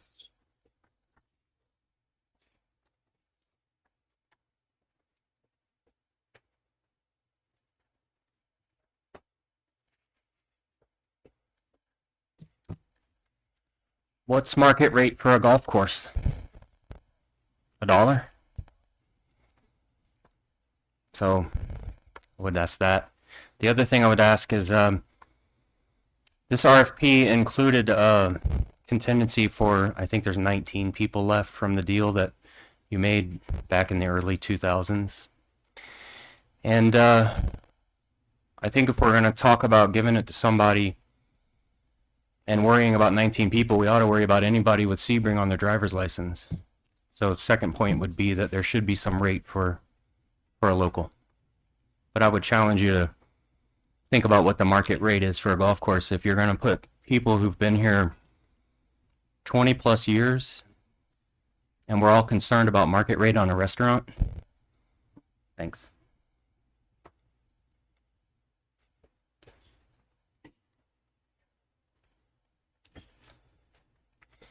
Karen Niltetter, back to the lease that was offered, 3-year lease. My understanding it was a year-to-year lease, not a 3-year lease, because no one knew exactly what was going on with the Harder Hall. This is my understanding. I'm not going to argue. You know. Second of all, how long is it going to be before Harder Hall is going to be finished? Are we talking 3 years, 4 years, 5 years? So, in the meantime, you're going to say we're going to give it to, grant it to the Blackmans, and for it to be successful, you have to have tourism. You have to have golf. It has to stay full all the time. Okay, you can't have empty rooms. There's a lot of hotels that, don't stay full all the time. Third of all, I think I'm on third. So you have someone who's willing. Yes, he may not have the best track record. Not everybody has the best track record. I'm looking at the Blackman situation downtown with CRA. I'm looking at Harder Hall. No work's been done on it in months. Boards have been up. You have someone that's got guaranteed money. Hey, we all go broke. Been there, done it, we get up. But you have someone guaranteeing you money, guaranteeing a business to stay for that's been there for 20 years, and guaranteeing jobs.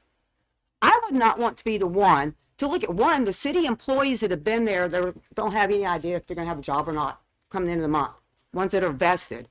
2, someone that put his whole life and soul in that building and that business, to look at his employees and put 20 people out of a job because there's one person that's only included the caddy shack. I know we're talking about the golf course also, into his plan. So you know what? Give the guy a chance, y'all. He's guaranteed money. He's guaranteeing people jobs. He's guaranteeing city employees jobs. People that are invested. Yeah, my husband's one of them. He may be part-time. I see the clock. But you know what? It's still, who wants to go into work on September 1st and say, by the way, you don't have a job anymore? Who's that going to cost money?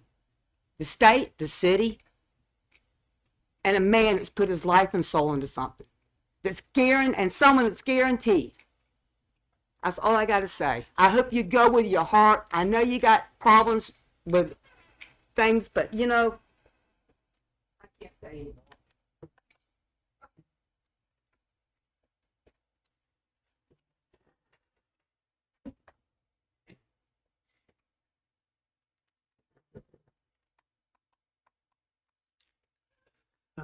Christopher Tuffley Sebring.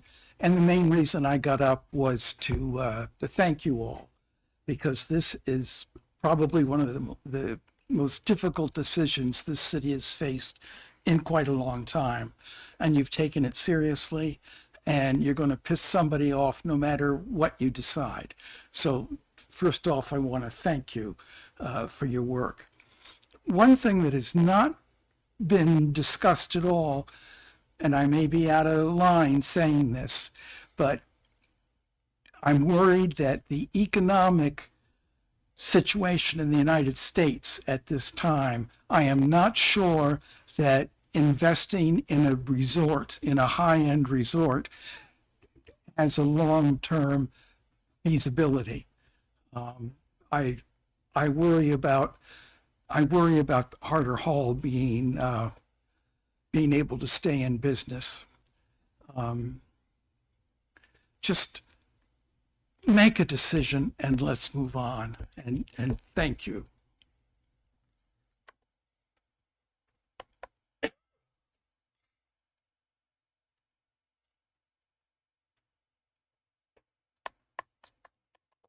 I think what you're getting with Harder Hall is a golf maintenance company plus, because they have DTE who is going to do everything that all of the other proposals also address. They have somebody who has worked on Stream Song that has 3 of the top 10 golf courses in the state of Florida. They're willing to come here and they are going to maintain. They're the ones that are going to be going in there on August 29th or August 30th, whatever day you guys decide. You have a maintenance company that is going to come in and revamp the golf course. But because they are then working underneath the Blackmans, you're now going to have that enormous resort opportunity. And that is what Sebring needs in order to grow and flourish and create those new jobs that you guys ask for. You wanted economic growth. This is where you're going to get it. You're not going to get it from another golf course when there are 27 around and nobody wants to go to the Muni golf course. That's nothing special. So I think what you guys need to look at is the fact that you're going to have everything that you got in all of the other proposals, as well as the resort. They've met all of your goals. They're the only proposal that did that. You would be... I have family members that I love. I'm not saying anybody is a bad person. I love them unconditionally, but I would never go into business with them. There are good business decisions and there are bad business decisions. Doesn't make people bad people, okay? But I think you guys are setting yourselves up for a huge financial and legal risk. Now, I do not put myself out to practice bankruptcy. I do not want to have anything to do with all of those numbers. I will take prison time over bank accounts any day.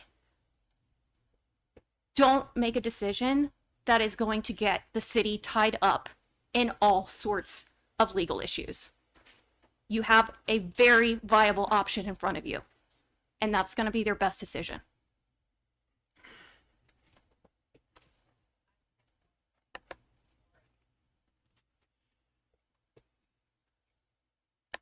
I want to point out that this young man over here has agreed to a lot of things, and I hope somehow you can come to some kind of agreement that isn't stringing him along. I don't think it's right to say, hang out. If it doesn't work out with the Blackmans, we'll call you. You know, it's kind of disrespectful, and I don't think it's very professional. And I think that professionalism is kind of something that ought to be taken into serious consideration here. I just kind of feel like those bars haven't been met.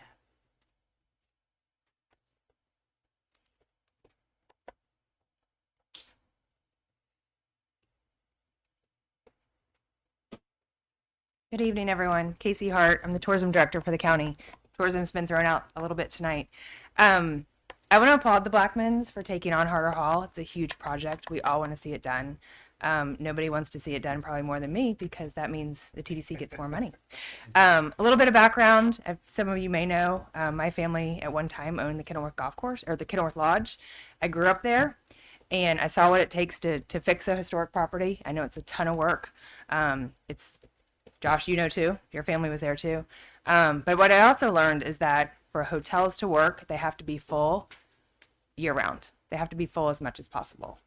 And what I learned with tourism is the same thing. So what's not connecting the dots for me as a tourism director is the golf course is very seasonal. Where's the rest of the occupants going to come to make sure that hotel is full the rest of the year?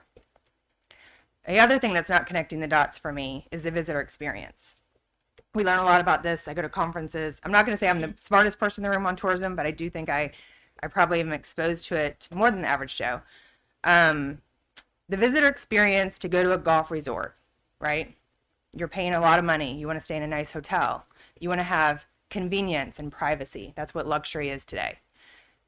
It's not connecting the dots for me how players are going to stay in the hotel, cross a busy street, and a resort type feel is going to be evoked by playing in a neighborhood.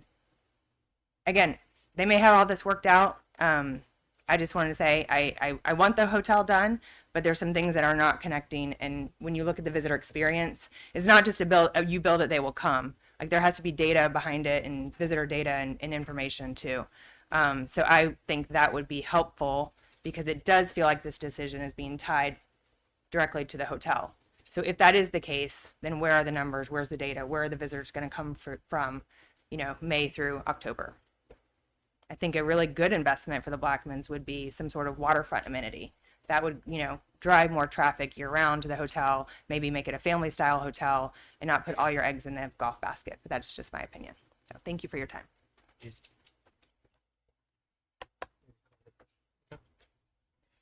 That's it for public comment. We have a motion. We have a second. Or any other, sorry, any other further comments? Yeah. So this is just for the number one for the Blackmans. And there would be a second motion. I will make a second. Yep. Bishop, Yes. Colshatz, No. Liddell, Yes. Stewart, Yes. Avery. No. All right, I'd like to make a motion that a lease is not, a city-approved lease is not executed by August 28th, that the Blackman submission would be thrown out and it would automatically be awarded to the H&L Golf Group for negotiations. You have a motion? Second.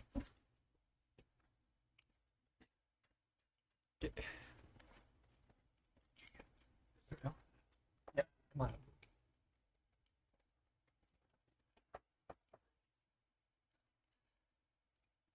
I don't normally speak, but I just want to question the city council. Is there going to be a 10-day window for the next proposal for the golf course?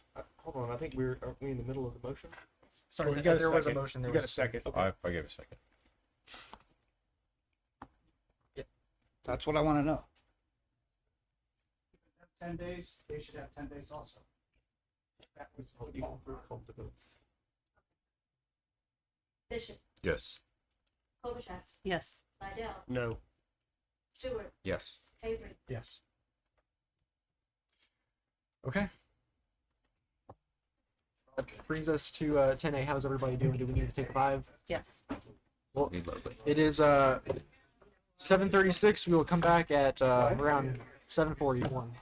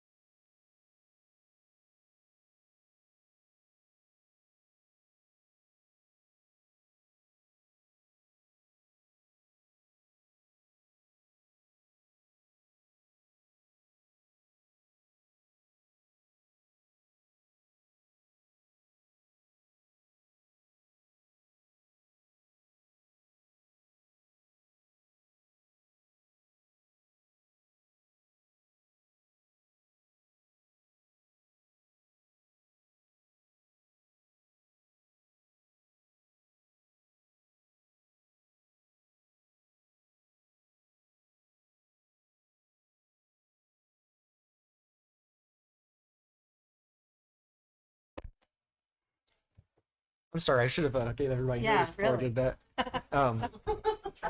The mayor is doing mayoral duties, so we're just going to move on forward. We're going on to 10A, a public hearing, so I'm going to go ahead and open up this public hearing.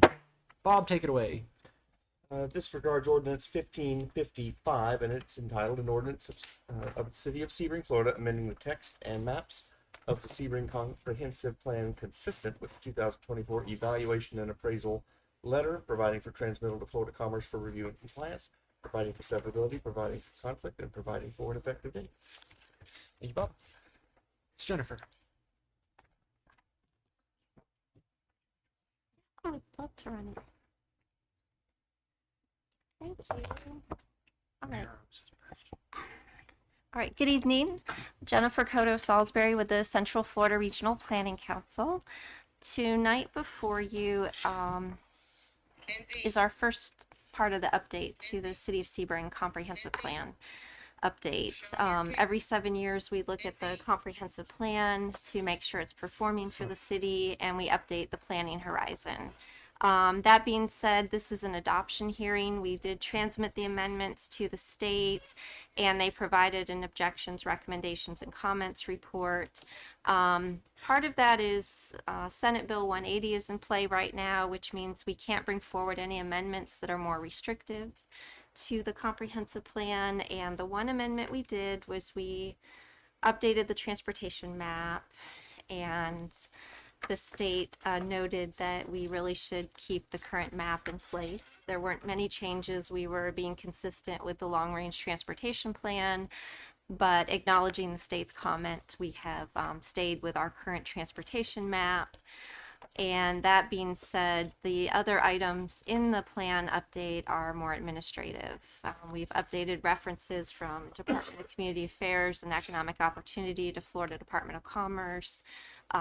So we've updated the timeframes from 2030 to referencing the short-term horizon of 2036 and long-term horizon of 2050. This really impacts all of the elements in the plan. But other than that, most of these amendments are really more housekeeping in nature. I do have one request tonight as you look at this adoption hearing. In the introduction section, there's table 1 that did not respect the right population projections, and we would ask if you make a motion tonight to approve that you allow us to change out table 1. It's information only.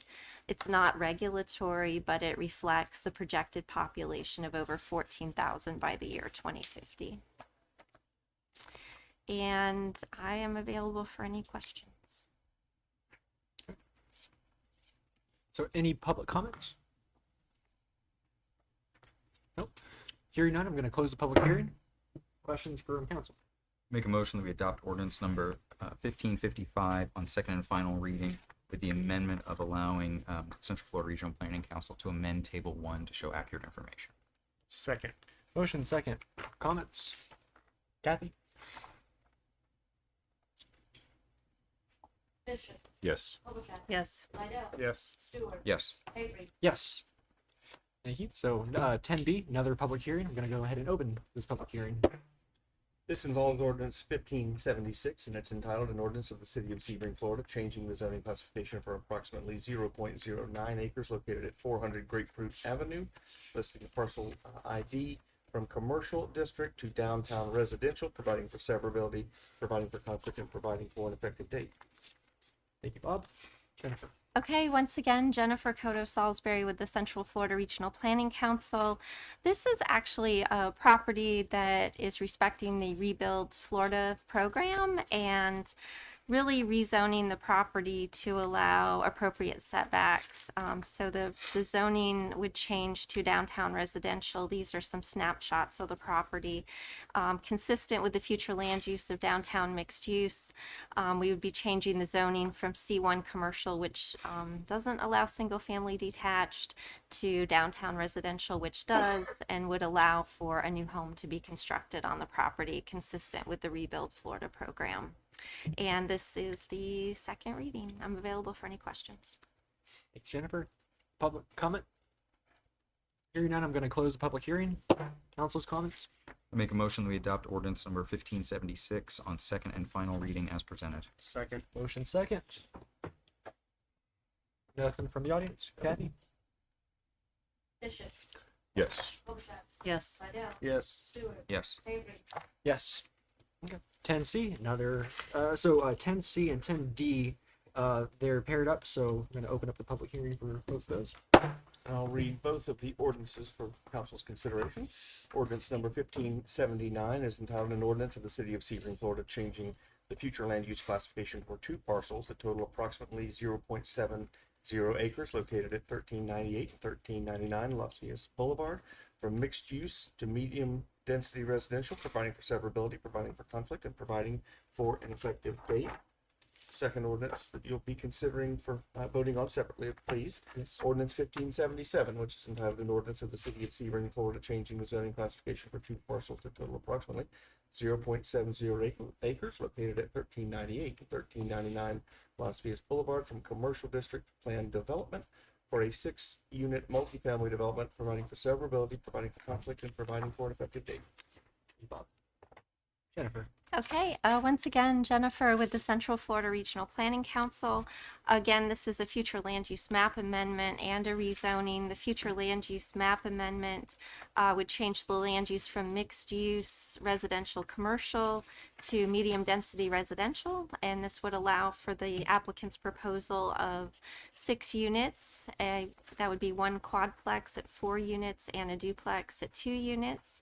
And underlying that would be a change in zoning from commercial to planned development to allow for that residential development.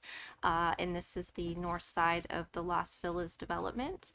And just kind of going to the site plan, this is a planned development, so it does have a binding plan.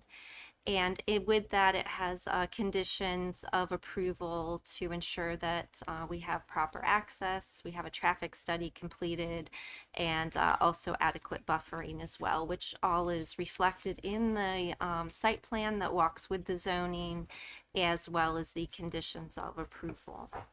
And I believe the applicant is here as well if there are any questions. Thank you. Public comments? Hearing none, we're going to close the public hearing. Council comments? I have one question on this one. So is it going to be part of the plan review process to fix that little island with the keypad to get into existing Las Villas with the turn radius? I know that was a point of question.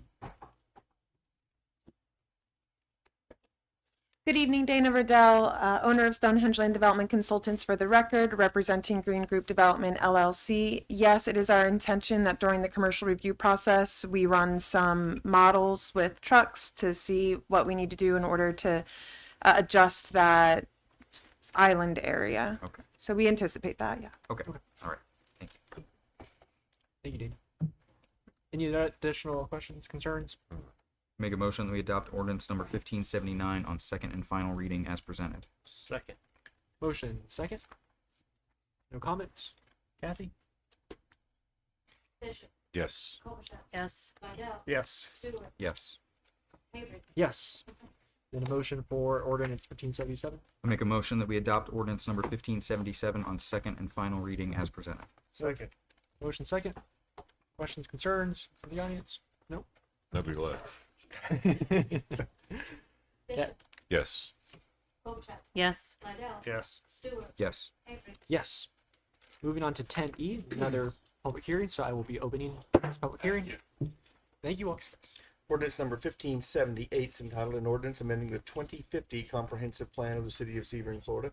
Said amendment being known as Amendment 26-01 CIE, specifically amending the adopted capital improvements element by updating the 5-year capital improvements plan, transmitting said amendment to Florida Commerce for information, providing for severability, and providing for an effective date. Thank you, Bob. Jennifer? Okay, just this is really housekeeping, and the city just does a great job of keeping up to date with capital projects. This brings it forward in your comprehensive plan, and the best part about this is a lot of times you'll fill out a grant application and the funder will say, is it in your CIP? And yeah, you all are just a model for getting it done whenever it needs to be done, and thank you so much to Jared as well. So making our job very easy. But this is just housekeeping. We send it once it's approved to the state for notification purposes only. Thank you, Jennifer. Any additional public comments? Knowing that there is no public. I'm going to close this public hearing. I'll make a motion that we adopt ordinance number 1578 on second and final reading as presented. Second. Motion second. The only thing I will have to say is thank you for all the work that you do in all of this. I know public hearings go quick, but a lot of staff time. Appreciate everything. Looking at CIP and comprehensive plan too. I think that's just, for what it's worth, something that we need to be looking at very hard, making sure that we're kind of following that the best we can, making those adjustments. Learned that from FLC and want to continue to move in that direction. I thought you were going to thank you for sticking around. Oh, and thank you for sticking around. I'm just hoping that they don't bill hourly. We got a motion and a second. Bishop, Yes. Wilczek, Yes. Lidell, Yes. Stewart, Yes. Avery. Yes. Kathy, is there? Oh, sorry, Bob. Nothing further, sir. And no business, unless Don Davies wants to say something. Hearing none, moving over to Mr. Havery. City Administrator's business. Good evening, council. I'll try to keep this brief.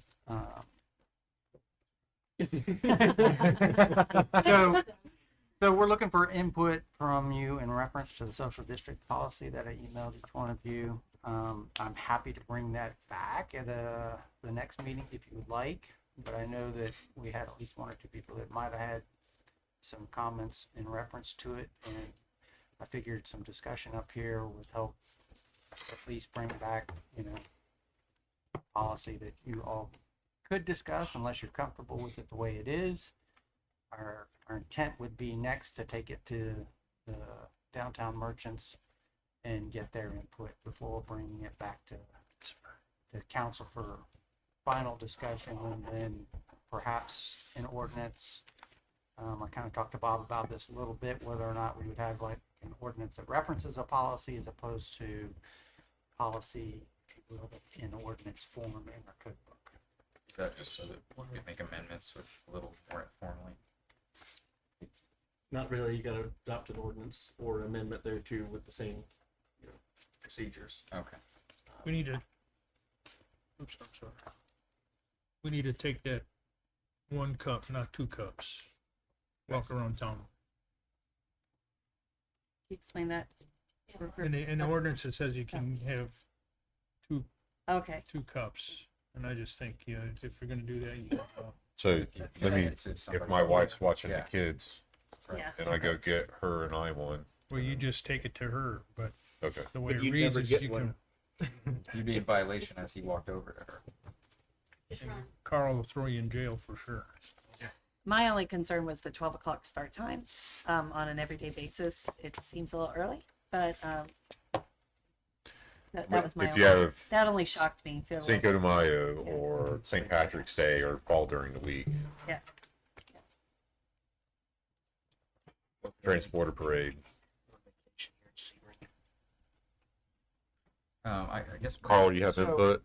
Yeah, some of those would be covered by special event. Right. applications, I think. Good evening, Council Chief Hoagland for the record. We've discussed at the staff level or committee level a lot of these options, and the 1 cup, 2 cup type issue. Certainly, we don't condone people walking around with 2 drinks at one time. But the thought was if you did have a spouse or a significant other sitting up on the circle, you could bring drinks back for them. The other piece was consistency of the social district.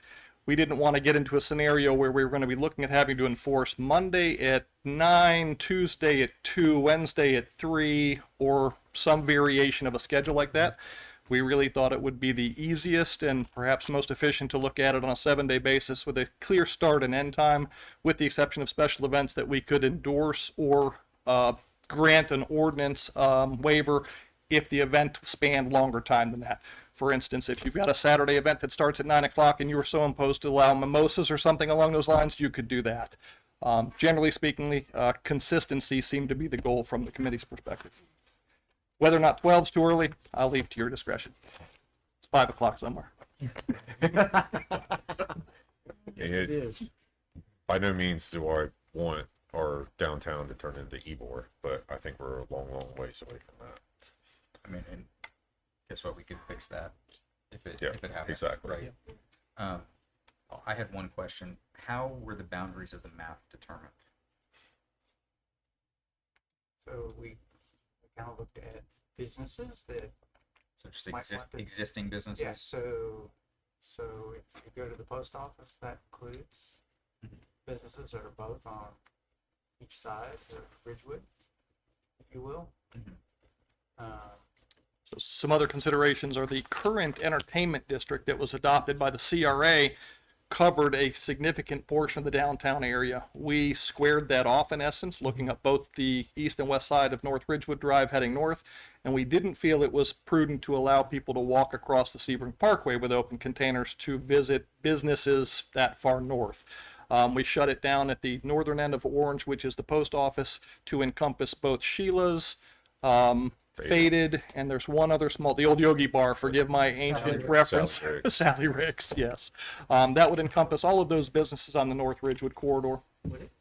Yes. Sally and Rick's is The old Yogi the Bar, other side. oh no, I'm sorry, that's north of the That's on post the other office, I side. apologize.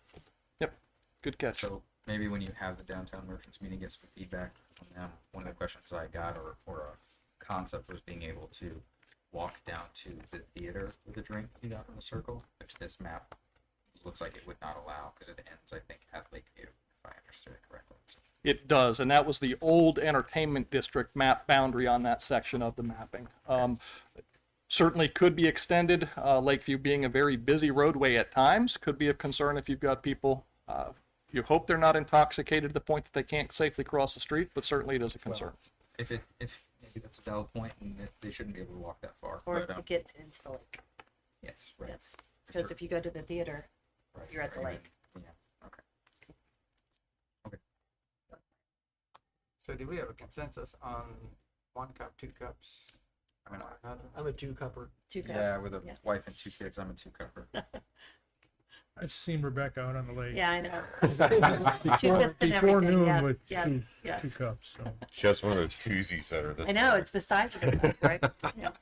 And It's back, that Yeti that's about back that to big. policy, and Bob and I can discuss this, but is there a way to do an ordinance that kind of covers some of this and refers to a policy that you could modify without having to do 2 readings of an ordinance? That's, I'm trying to. Because it's saying what you can and what you can't do as a matter of, sort of conduct, I think it's a little more permanent.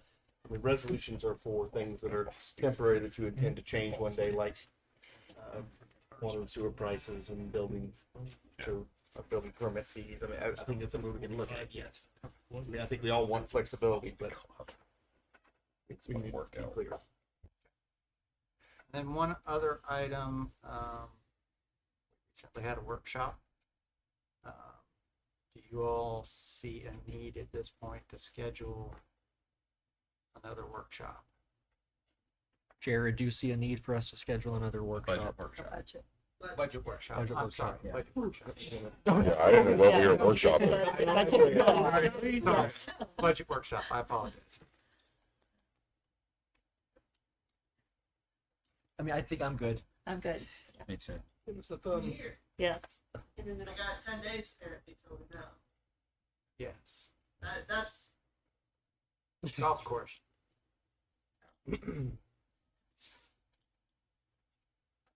Yeah, good evening. The biggest question mark was the golf course, and I need to be able to budget for it or not. So When is it? When do we approve? you Budget. will approve. September They're 2 1st. Wednesdays, the 9th. No, No. I can't do Tuesdays because the county basically takes those, and we have to schedule off of those. So I basically been relegated to Wednesdays to offset the school board and the county. So the 9th and it's the- the 9th and the 13th. I think it is something like the 9th and Back to back. 23rd. 9th and 23rd. No, there's 2 weeks between. Okay. Yeah. So, I mean, there are some minor changes that are going to happen, nothing significant. Since our workshop, if you guys are comfortable with just some minor changes here and there, I They're all can. good changes, right? So, I don't like how's the the- weather? I don't like the look of there in The Sebring. the only major change so far, because I don't have the state revenue numbers, even though they said they came out with them the other day and it's better. Police had to do an adjustment to their fuel because they're going to be negative this year. They're going to be negative again next year with the way it's going. So I did have to make a $20,000 change there. Otherwise, we put in the COLA, we put in everything else that we discussed, and you guys will have tentatives. If you don't want a workshop, for your next meeting, you'll have tentatives in front of you. If we don't do the workshop and we budget the way we do, is there another means of solving the golf course issue? We can do a budget amendment once the year starts and add in the revenues, transfers, and anything like that that would be necessary to continue to fund. Because the only other one is Max Long too, which I have money built in for Max Long, just not necessarily either. We're not going to know on that one before. You're not going to know on that one before either, so that's going to be another amendment issue. So I'm fine without a workshop. Personally.